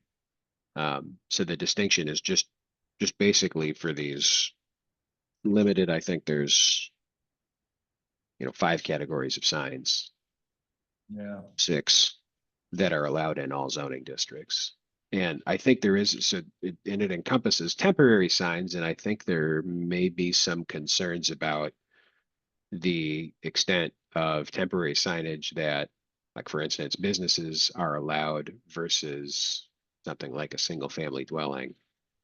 So just for the limited purpose of these permitted in all district signs, maybe it makes sense to paint with that broader brush. And then if there's district specific regulations later on,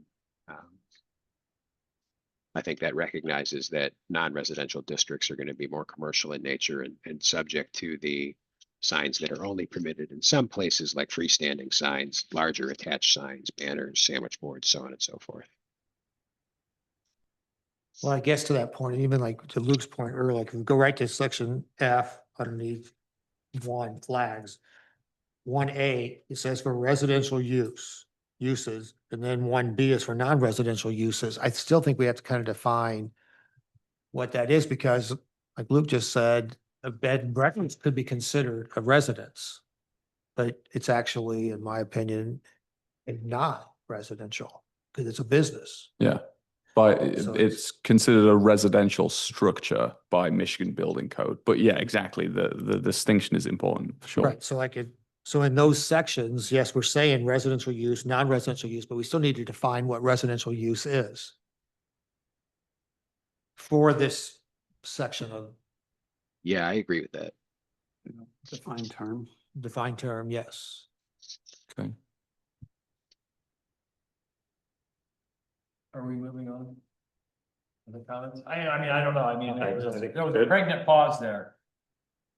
Good question. I would want to confirm, does anyone have any objection to the definition of a residential use only including single family dwellings and 2-family dwellings, and would it be multifamily dwellings too? Well, what about somebody who lives above a commercial space? We have like apartments above land sharks. That's a residential use. And they stick a flag outside their window? That would be a question for the planning commission to answer.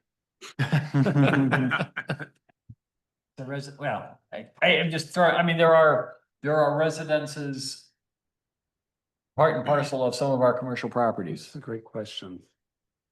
I think we could look at them as a whole, and say that the mixed use buildings fall under one or the other. I mean, That would be it's non-residential. yeah, exactly. But having single family duplexes and multifamily, there's a couple of like triplexes around. Maybe a good way to define residential. Right. And the apartment complexes in our. And the apartment, yeah. And so then if that is going to be the definition of dwelling unit, I think my next change would be in subsection F1 for flags, for residential uses, probably say 1 flag per dwelling unit. Correct. Versus per parcel, parcel. you're saying? Yeah.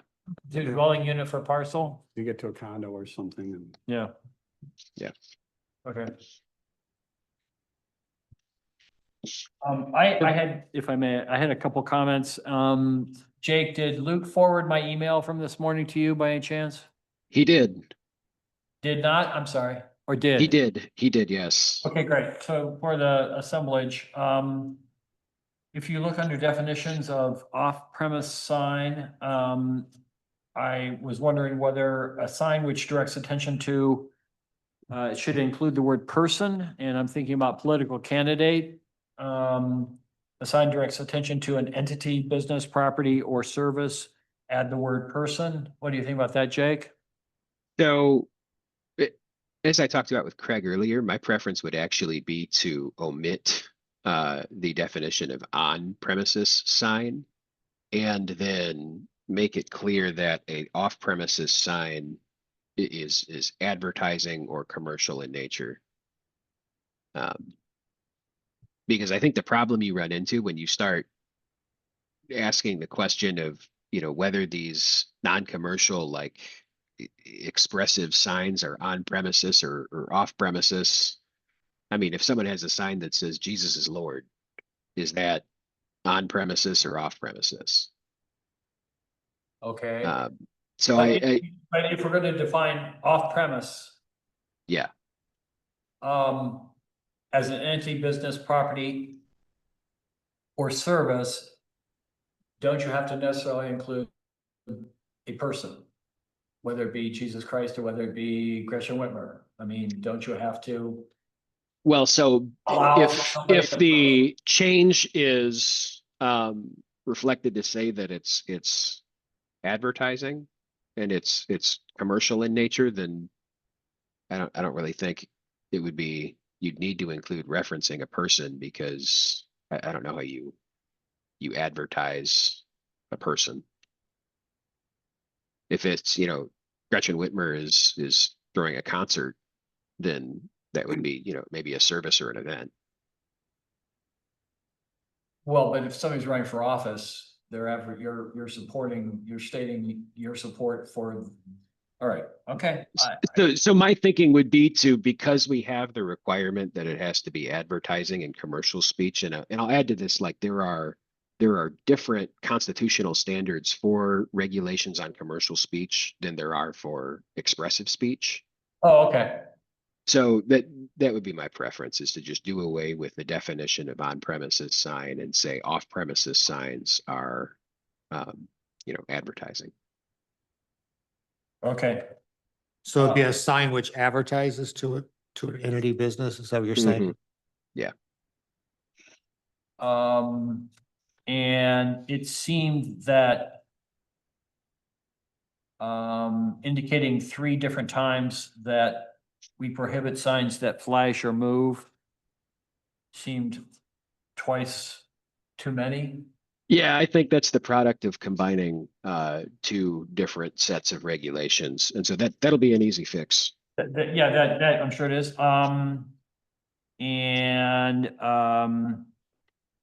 In terms of enforceability in temporary signs, section E13, kind of a catch-all that, or at such time when the owner no longer intends to use the sign. I don't know how we enforce that. I don't know what better language, but how do you know when, I mean, does the owner come in and say, hey, I no longer intend to use this sign, but I'm gonna keep it up just because, you know? Yeah, that might also be a carryover. I think we could, the next draft we have, we could try to improve that. It's pretty vague, but I suppose when somebody sells a commercial establishment, if they had some kind of, I guess it would prevent the sort of ghost town feel of a commercial establishment being completely empty, and that we require they remove the abandoned sign once it's sold and empty and gone, like 30 days after. But it's always going to be tough to figure out exactly when Something to they tweak it a little bit. Yeah, for sure. And finally, I think this is kind of important under E13. Just did No, that one. sorry. We were just did. Wrong one. I'm gonna go with F2B. F2B. I'll just, my partner limits how many political signs I can put out in the campaign season at any one time, and that's 2. But I know people put out half a dozen, or how many ever. And in fact, they call them political sign gardens. And I wonder if that's, for us to try to limit political signs. Does that again fall under expressive versus commercial? Is that the answer, or So not trying to limit how many the, political signs we can put out? yeah, so the answer is that nowhere in the proposed amendment does it say the word political signs. But there is a window in which additional temporary signs would be allowed that expressly references an election. The existing Supreme Court cases that are out there don't directly speak to this. And so it's something of a gray area, but I do know in Reed v. Gilbert, there is the expressed discussion of whether a regulation, even that is content neutral on its face, is enacted for an impermissible purpose or justification. And so this is actually something that Trent and I discussed back and forth for a while. And if this is a regulation that the Planning Commission feels strongly about keeping, we can do a more exhaustive deep dive into whether this has ever been employed in other jurisdictions, and if its constitutionality has been determined by, you know, a court anywhere, because to my knowledge, I don't think this issue has ever been taken up with specificity. But to the extent that the Planning Commission says we don't need this specific regulation, and we can just allow, say, you know, 2 temporary signs not to exceed X square feet to be displayed for X amount of days. If that's something that you can live with, my preference would be to avoid this kind of regulation completely, because even if a court hasn't spoken to it, I think it's a gray area that might invite a challenge. I mean, I personally, I would be okay with the time limitation, but when it comes to the number of how many political signs somebody can put up, I think that's problematic. And that's exactly what was being proposed is a resident or non-resident use may have up to blank number of signs not to exceed blank square feet in total for 30 days before and 7 days after. So, I don't know. I kind of like the time limitation so that you don't see anti-short-term rental signs still on our streets. For example. So I may have lost the thread here, but to me, so there's commercial and then there's everything else. And I think everything else, we can't really differentiate how we treat them. But to me, if we're going to put a limit on temporary everything else signs, which could be political, idea, whatever, if we do that, and I'm not sure we need one, then the limit is relaxed during an election season, which doesn't mean that they're going to put political signs up, but they can have 100 more signs of whatever. I don't know. So, Sorry, go ahead. I didn't mean to cut. That's a good point. I'm sorry, Craig. That's, yeah, I'm with you, or I understand you. Go ahead. So I think first we need to decide, do we think there should be a limit on the other? And if so, what is it? And then if so, what's it look like in political season? Is it let it rip? Which is what I would say, but again, I'm not sure we need a limit on non-commercial signs in residential areas. Because there's also ballot questions, there's also, you know, it's not just literally somebody's name on the sign. I don't think it's a problem that again, there's really one person that has a ton of signs in their yard, and otherwise I think people tend to leave them in and take them out as, you know, as appropriate. Even the STR signs, they all kind of went away after the, you know, election. I thought there's a few that are lingering, but so again, that's something for all of us to kind of weigh in on, but. Well, I was simply saying, if this provision, if we were going to fill in the blanks with a number and a size, that could be problematic, so. Well, I'd be okay, like Craig is saying, with the idea that 30 days before to 7 days after any election, because elections happen at different times throughout the year. which you also have to kind of keep in mind, you know, how many times during the year does that mean? If you have a March, August and November, then technically you've got about 4 months worth of anything goes signs, but I would still say that I'd rather just say you could, there's unlimited as opposed to putting a number out there.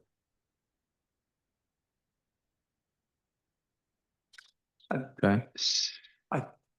So, and in case my comments weren't clear earlier, there is, like, I think the specific linking of this provision to elections is not a nailed down area of the law, and there is some risk in adopting that time limit restriction.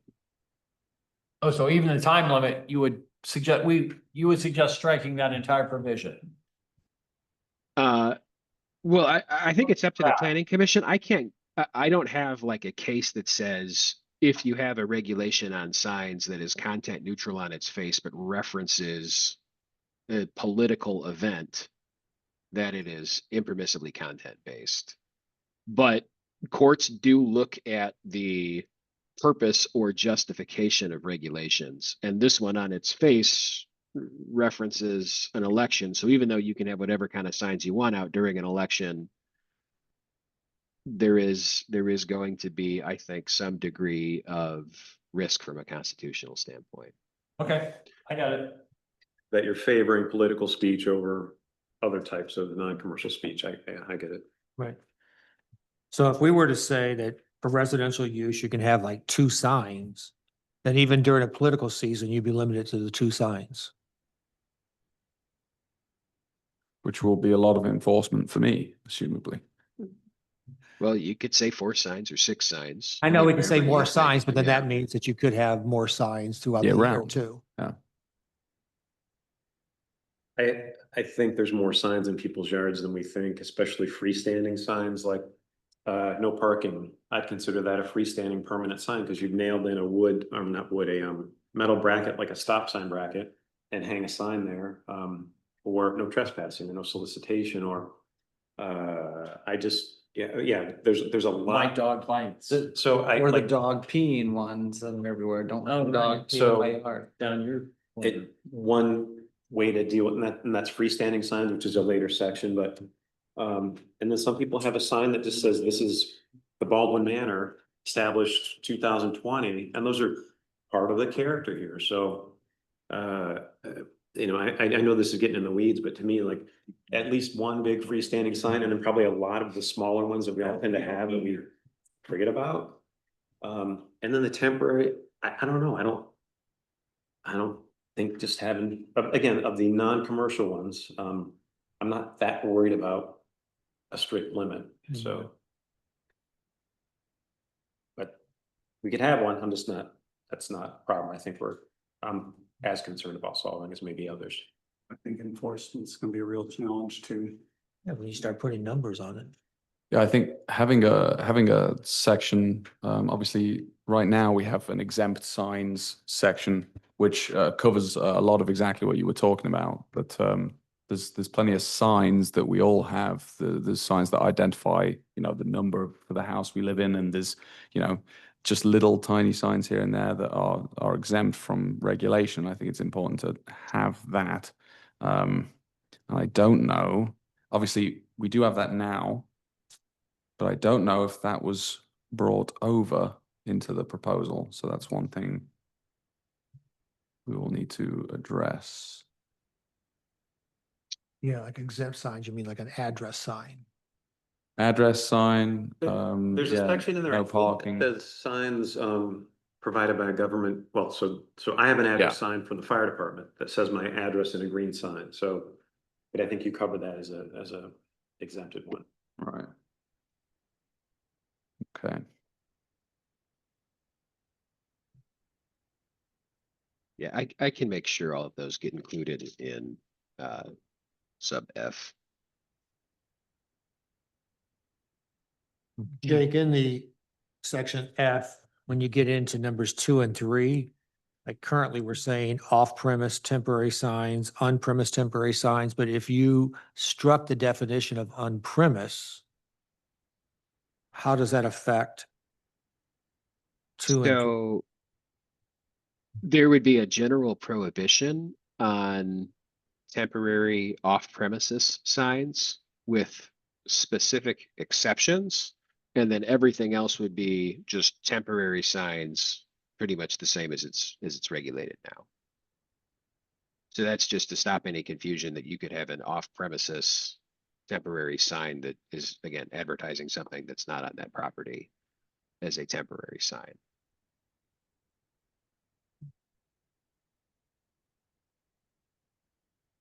So 2 and 3 would be merged into just temporary signs as opposed to on-premise, off-premise? So if you want to maintain the distinction, or I guess to expressly try to regulate off-premises advertising through temporary signs, then you would keep that section, but some of these things would move out of it because right now, the way this is set up, so for instance, like the temporary signs that would be happening around an election, those are treated under this draft as off-premises temporary signs, but those would just move to the general regulations on temporary signs if that's, again, a regulation you want to keep.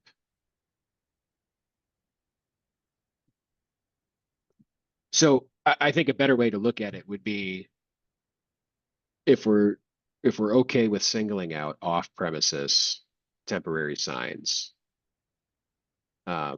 when are those okay? And then if the other bucket is all other kinds of temporary signs, are we okay with having kind of one size fits all regulations for those? I think that probably makes sense, but, and while I've got the thought in my head as far as I'll just call them commercial signs instead of off premises, but I think that's where we need to focus this. So I wouldn't have more than one on a property at a time for no more than 7 days. And I would have a window of like, you can't have more than one in a 30-day period. Like the point is not to have a permanent, what effectively becomes a permanent advertisement in someone's yard.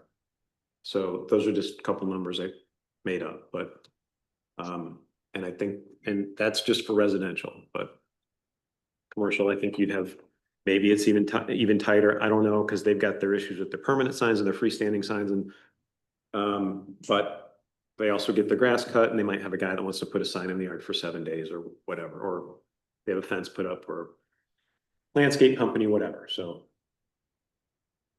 again, thoughts off the top of my head.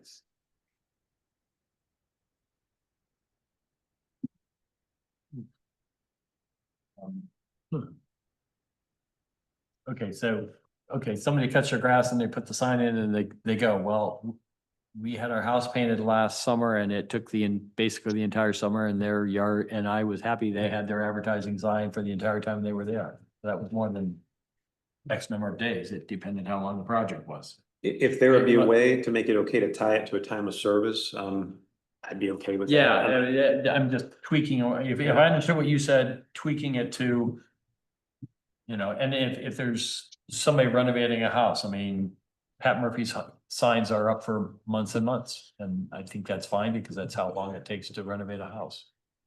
And I think there was a section that talked about if there's a building permit in place. Or Yes. a Right. permit, Yeah, I would which bump would the be kind of number. like that now. But then it does kind of get into, if you're talking about so many days after a service though, because using a grass cutting, well, every time they come, is that a service that you now have 7 days, they come every 7 days, so it could stay out there the entire summer. Or, you have a mosquito company and they come every 6 weeks, so can they put a sign up? Again, I know we're spending a lot of time on signs, which I don't think is really a big issue that we've ever had to deal with, in the city.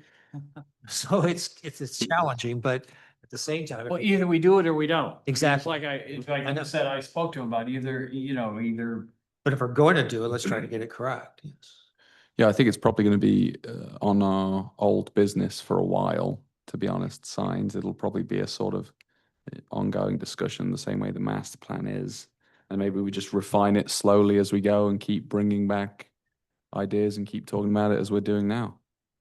Can I bring up another idea for everybody to just knock around? If people look at, it's Section E8 prohibited. Temporary signs that exceed 28 feet in height from grade. That's 2.5 stories. I mean, you know, that's a Donald Trump American flag in front of the White House height.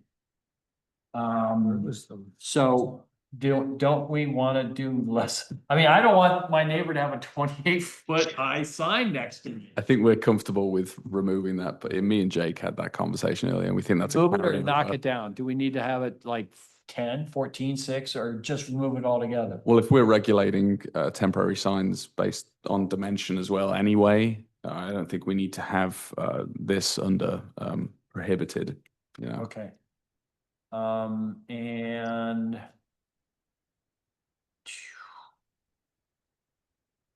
one more thought, sorry.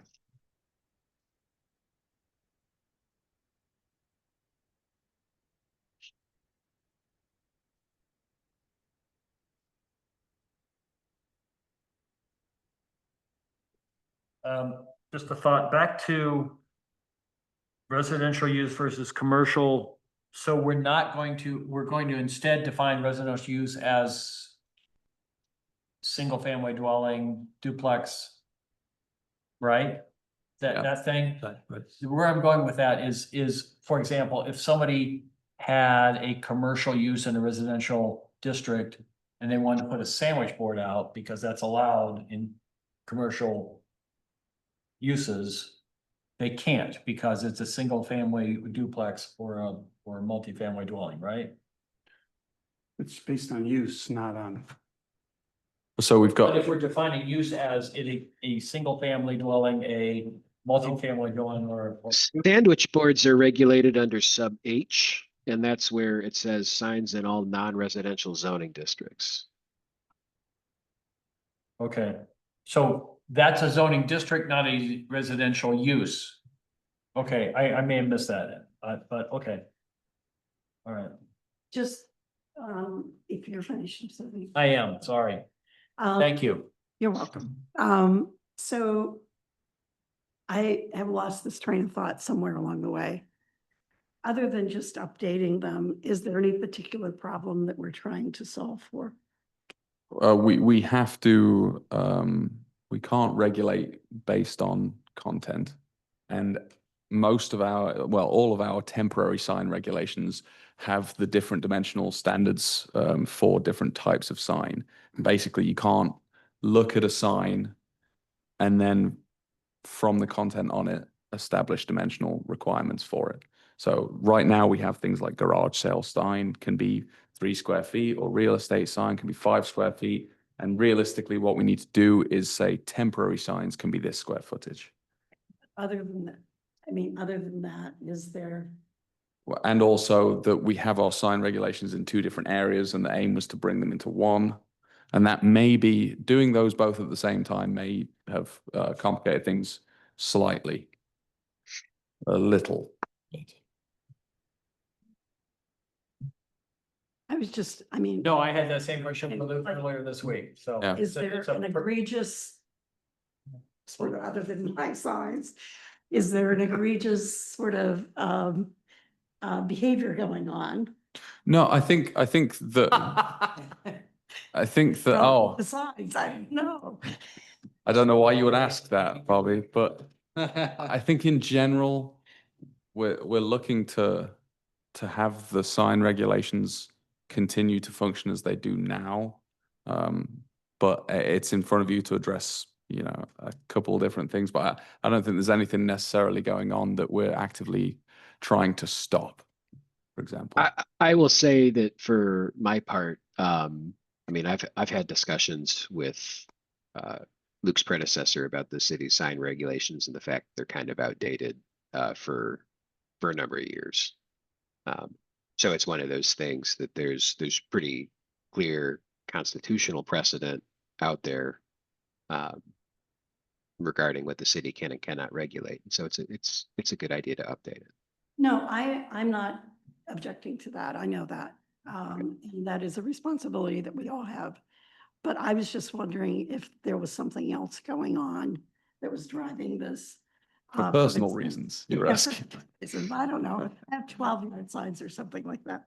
And you'll all happen to know that part of, I'm going to make a point about Douglas because the reason I was asking my question is that there was a lot of unhappiness in the city of the village of Douglas relative to their sign ordinances and the sign person enforcer. Yes. I think someone told me about this. Yeah, I mean, they were allowed a maximum of 2-yard signs and not for more than a week or 30 days or something like that. And then they were, they were ultimately fined, and he would come and take the signs out of the yard. Anyway, so I just wondered if something was going on that I was unaware of. And I just also wanted to make clear that, you know, as a commissioner, I know I have a responsibility to, you know, behave in accordance with the ordinances. So I don't want that to be an awkward conversation. I will also say, however, that, you know, my political activist roots go back for a gazillion years now, it feels like. And it's been interesting this year especially with the number of people who stopped by the house and asked to take pictures of them. Kids from high school pose in front of them. Oh. And I think a part of the, one of my just personal philosophies in terms of all of this is that, you know, the education system stopped teaching civics a long time ago. And I think that, you know, one of the reasons that these high school kids have been sort of fascinated with these signs is, you know, it provokes conversations around issues that aren't necessarily discussed in the classroom any longer. So, but nonetheless, whatever the rules are, and I'll abide by them. So, and you won't have to come and take. Well, it sounds like we have a couple of things to define and a couple Yeah. of things to Because going back, refine. if you look at G and H, but especially H, where it says signs in all non-residential zoning districts. So again, it kind of goes back to if I'm going down Lake Street, that's a residential district. So do they have the same limitations because they're running a commercial business? I mean, it's, you know, Right. so like we've got this whole section here about non-residential. But what about, again, it goes back to what about commercial businesses that are in a residential? Wouldn't they be subject to these same signs, you know, like the freestanding sign of, you know, advertising XYZ motor lodge? So that's why I was saying earlier that if we were gonna define it, let's just make it use and take the zoning out. Well, I think the concern when that was brought up previously is that if you have like an island of a commercial use in a residential zoning district and suddenly they can have a bunch of big obnoxious signs that could be detrimental to the residential character of that area. But I hear what you're saying from the other side of that is if you know, it might impede the commercial operations of that business to have very limited signage. One of the things that it does, and I hate to add more layers of complication that, especially at this point, I'm probably going to have to write because this is going to be too hard to explain to Trent. But You can watch the tape. Oh, that's a great point. Okay, then I'll plunge ahead. So maybe one of the things that we could look at, so if you look at H, it says signs in non-residential zoning districts, but then it goes on to say non-residential uses in non-residential zoning districts. So we could kind of continue the Russian nesting doll of regulations here by saying commercial uses in residential districts can have, or I guess non-residential uses in residential districts can have this. Because that way you could try to strike a balance between some level of increased signage necessary to identify a business, so on and so forth. But maybe not going quite to the same level as a business in a business district. Right. Because I guess like right now, when you look at G, it did say insert residential district specific regulations if applicable. I was kind of like, well, I think it would be applicable if you're talking about residential zones. You would need to identify non-residential uses within a residential zone. And then they would need to have what's allowed. Just like we do for signs in non-residential zones. So section G would have to be expanded.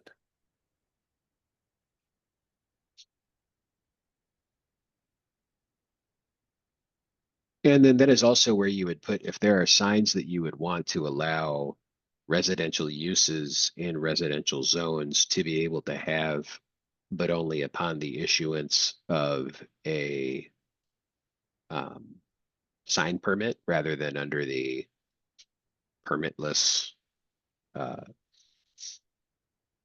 scheme that's in place under sub F. That's where that would go as well. But I don't know whether you guys would be inclined to, I mean, if they have temporary signs and then a flag and I think one attached sign, whether there's other ones that you would want to allow upon obtaining a sign permit for residential uses in residential districts. You give me for instance of a non-residential use sign that would require a permit that would be in a residential zoned district? Give me a for So instance.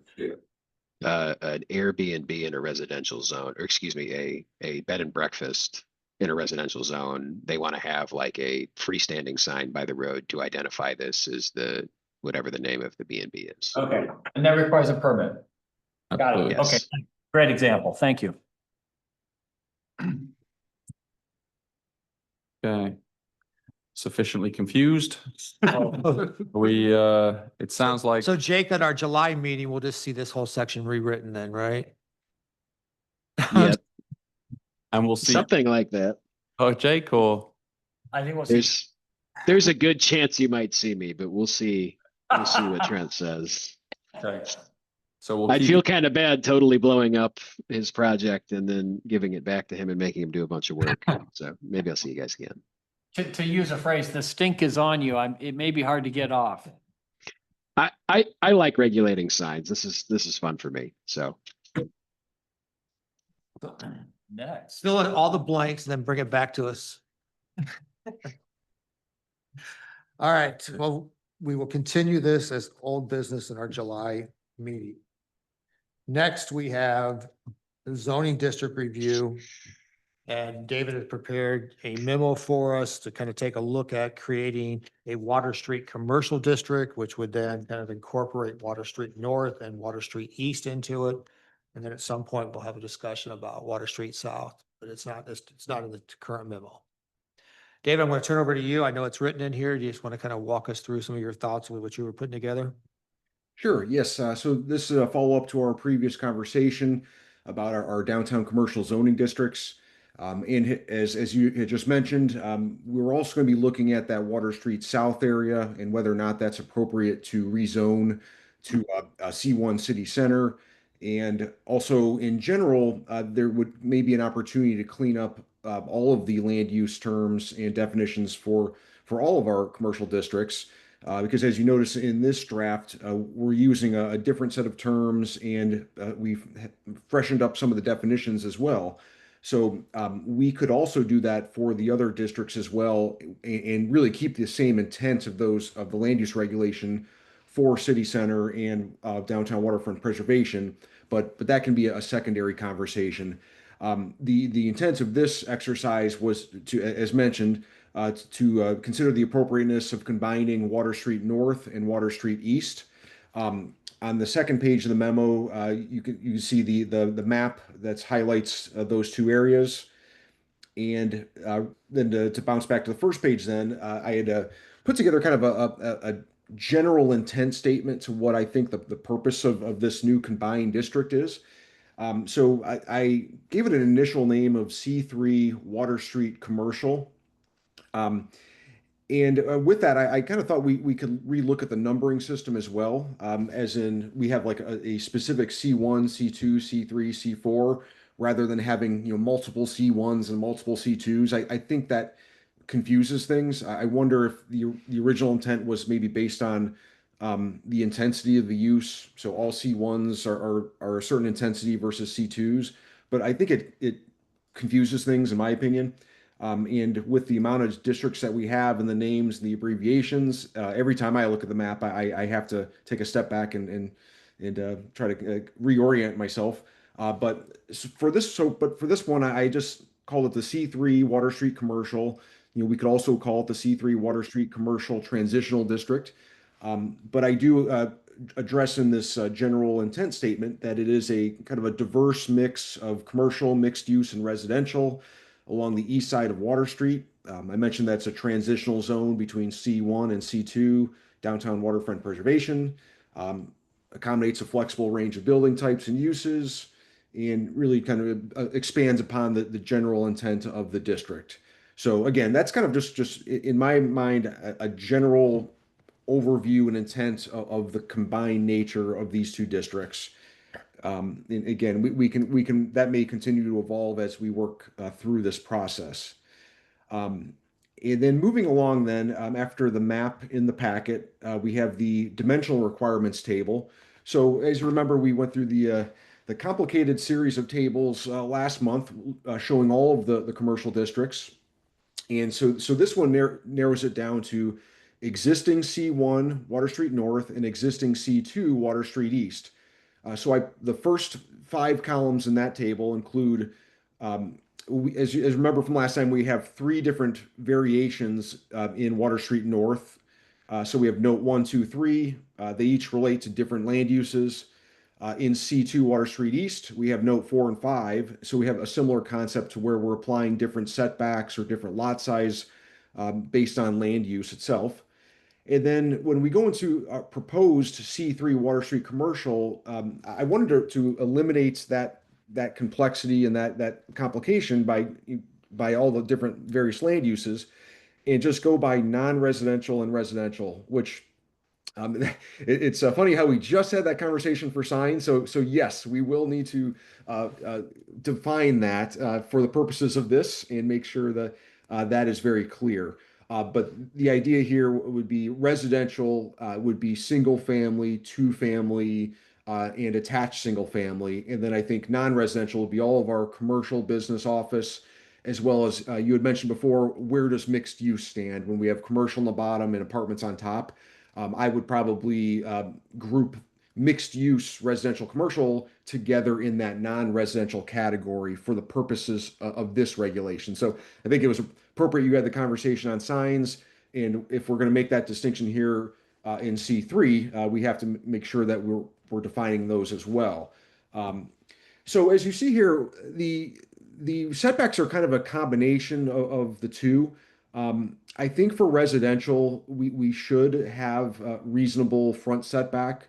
A single family home or 2 family home or even attached housing typically doesn't have a 0-foot front setback. There's usually a small amount of open space, green lawn area, as opposed to a commercial building where you may want to draw all the way up to the right of way. So I have that a 10-foot residential setback, and I think that's appropriate because we already have that in C1 Water Street North. And then in note 5 with the asterisks there, the 10-foot actually is applying to front setbacks shall be 10 feet for single family. So I think the 10-foot makes sense because that's consistent with those districts, the other 2 districts. The 5 feet, that's kind of an average between Water Street North and Water Street East because our setbacks are 0 to 10 feet. But I think 5 feet makes sense in both non-residential and residential application. And rear setback, 10 feet for both. I think it makes sense to have a 10-foot setback in this district. It is a transitional district, and I think it's important to have some level of rear yard setback there. The lot area, we just dropped it down to 4356. And that is actually 4356 is, if my math is correct, let me just confirm. That is 66 by 66. So we are doing a minimum lot width of 66.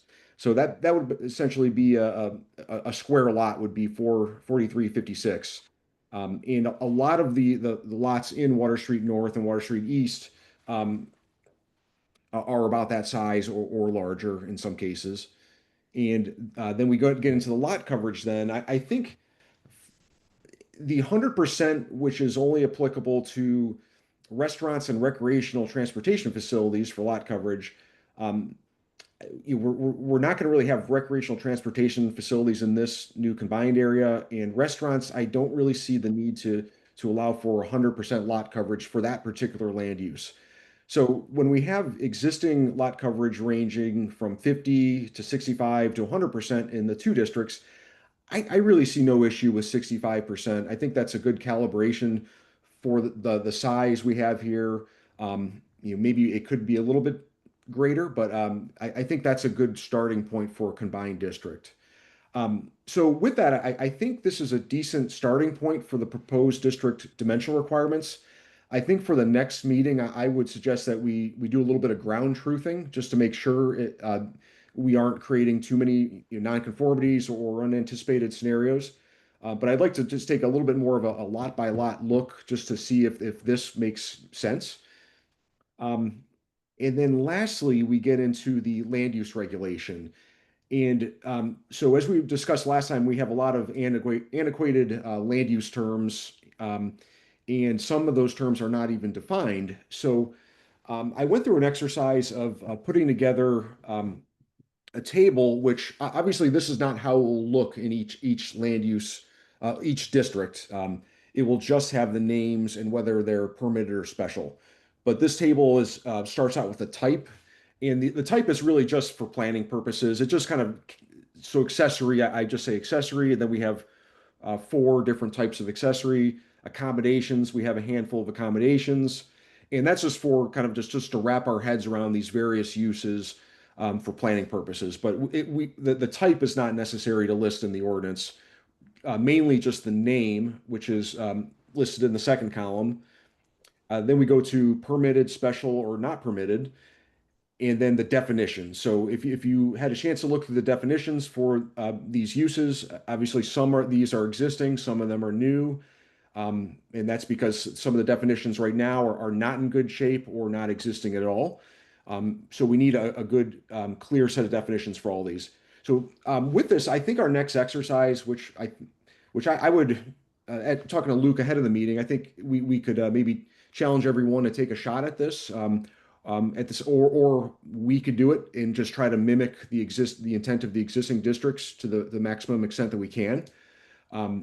And if I would have had a little bit more time, I probably would have done this myself, but just ran out of time this month to have that done. But so with that, I'm open to take questions. I know this is still a work in process. This is really just more of a reaction draft to see if we're going in the right direction on the dimensional requirements as well as the uses. So obviously all these uses I think are appropriate for this new district, but we should determine if they are permitted or the ones that may have a more of a significant impact. Those ones should be considered special. I think most of these make sense, but there may be some that you do say we just don't want these in this combined district. So that would be where you could indicate not permitted. So with that, I think again this is a reaction draft. We could refine this a little bit more for next time, and also take your comments on the uses themselves, whether they're appropriate in this district. Great. No, Dave, I think the dimensional requirements from my standpoint were right in line with what I was looking at when we were talking about whether you'd merge them with an existing one. I like the idea of getting rid of the notes 1, 2, 3, 4, and 5 and just having it as residential, non-residential once it's defined. So, I'm comfortable with the dimensional side. The land uses, I kind of went through the previous ones. I know Luke made copies of the current zoning. That's what's on your desk for the east as well as Water Street North. And it basically was kind of looking at what was permitted and what was, special land use, and was almost mimicking that when I put my use preference here. So if you wanted to go through and do a similar thing and then present it to us with that already in, and then if any of us look at it, we say, oh, you called this permitted, but I think that should be special. Instead of us going through each one of the individual types and then in the names, that would probably be beneficial, from my standpoint, and I think probably for the rest of the commission, if it came to us next month with that already identified. I like the way that you've actually, broken out and really are naming the different, types of use as opposed to we're kind of broad in the previous, zones. And I do agree with you that if we're going to go with these new names, if we're going to break it down to accessory dwelling and home business, home occupation, then once we finish this, we would want to kind of look at city center and see if we want to use that same type of language if it's necessary for our other commercial districts. We could see how well, City center and waterfront preservation, I mean. this is received by city council too. Exactly. Yeah. Yeah. So I think you're suggesting that we sort of try and replicate what's there right now, and present that back to you. And then if we feel that there are certain things that would be more appropriately dealt with as special land uses, then we can address that at that time and then Right. keep moving forward. Because again, it's, I could go through each one of these and we'd list it out. We'd say, okay, well, currently that's a permitted use. Does everybody agree? Mhm. But just put it in a chart and then let us kind of review it for the next meeting. Sounds good. One other comment too, just as we look at the proposed dimensional requirements, as we do the ground truthing, we may find that the 10-foot front setback makes sense for non-residential as well. So in that case, we wouldn't have the two, two separate columns. It would just be, these are the standards or the dimensional standards that apply to any use. But I think we can confirm that as we look at lots in buildings before the next meeting. All right. No, because you're going to find along the Water Street East, there are several non-residentials that are built out to the very front property line. So Yeah. you'd have a lot of non-conforming if you tried to change that to a 10-foot. At least I can think of a half a dozen of them. And again, that's a great example. If that is the case, we should probably keep the two columns there. But we will confirm that. I'll look at some examples and be able to quote those references for the next meeting as well. Okay. Great. Two questions real quick. One on side yard setbacks. So it's 5 feet for property, so it's 10 feet total between two properties, right? Yeah. That's the easy one. If So fire department can get through, air and light gets through. And then, but the 65% lot coverage, I want to make sure we're not creating a district that's an outlier from the other commercial districts in downtown. So that, like you were talking about city center or the water preservation district, it should be, we're trying to build something that's conforming or contiguous. Neither of those words are the ones I'm thinking of. for the They most should be part, matchy. Well, city center, we do allow up to 100% because a lot of the buildings are built on their full lot. But waterfront, when we put that together, it was a 65%. Okay, I couldn't remember. Okay. so theoretically, for the most part, having it set at 65% would decrease the non-conformity, because Water Street East is at 65% now and Water Street North is at 50%. So having the whole district at 65% sort of is a net increase, Right. but other I- than a restaurant. I'll call them downtown districts. I don't Oh. want this to be, Well, again, something that's this and then all the others are. yeah, because the only thing that we did on the waterfront, if you go back and look at it, was you had the northern section, we didn't put a limit on it. We just had a minimum setbacks, which would limit them. Right. But then everything south of, was it Mary or whatever, I forget what street it was, is 65% lot coverage. Okay. If that's addressed, great. I did not know off the top of my head. Great. Great. Thank you. That's all I had. Very good. Okay, Dave, we'll see this again next month underneath old business. If that, any other discussion on this that you want to leave with Dave? If we're finished with it, I'm going to close that one out and then we'll move on to communications. I was thinking I had like public comments. But that's after communication. We didn't have any communication, report of officers, the planning and zoning project reports are in our kit for May 27th as well as June 9th. Continue to do outstanding job on those. Luke, any questions for Luke on any of those that are outstanding? Which then moves us to the second round of public comments. At this time, if you're in the room, which we don't have anyone, if you're online, raise your hand and we will call on you. This can be on any topic, limited once again to 3 minutes. You just give us your name and your address when you do your opening. So I see CJ's online.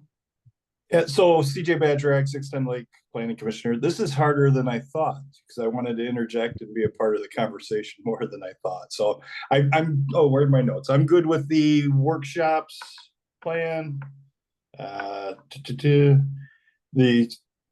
The segregation of the questions to match the chapters type comment. I was also supportive of that. I'm supportive of the two-tiered survey type talk. So I'm looking forward to that workshop on the 25th, 9th, or 23rd. And with the signs, simplicity is best. It seemed to get, Jake likes regulating signs. That seems like a tough challenge. So, no, good meeting. Thanks for letting me participate this way. I look forward to being back with you next time. Great. Thank you. You were missed. Anyone else online? Seeing none, we'll close the second public comments, which moves us to commissioner comments.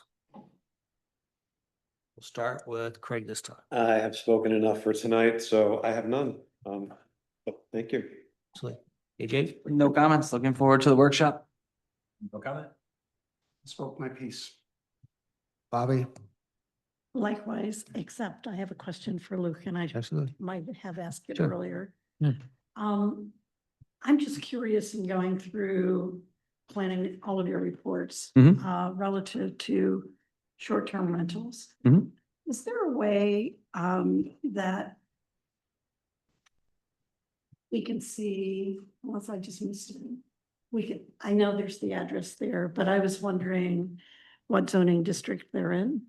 Oh, yeah. So I actually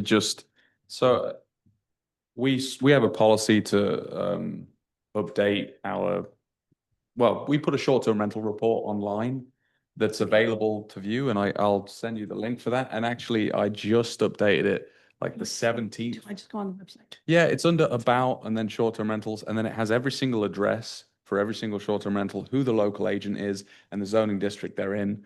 I'm just curious in terms of what's happening Yeah, relative to the growth or lack of thereof. Or of course. Yeah. And there's obviously been a decline in the amount because obvious reasons. But yeah, I'm happy to answer any questions you have about that, but it is online as well. So Good meeting, thank you. Yeah. And then in closing, I'll just say I'm looking forward to next Wednesday, the 25th at 4:00. To come in with the questions reviewed, but also thoughts on the other type of questions that we may want to incorporate. So I look forward to that workshop. I appreciate everybody taking the time to kind of look at the signs and looking at these new districts. It's all time consuming, but I think we're slowly moving forward with it. So the goal is to make sure we get it done during 2025, since that was one of our priorities. But I thank all of you for your participation in it, and to Luke and the staff as always. So with that, we'll say good evening and see you next Wednesday. Needed a motion. Oh, motion to adjourn, I'm sorry. Motion to adjourn. Second.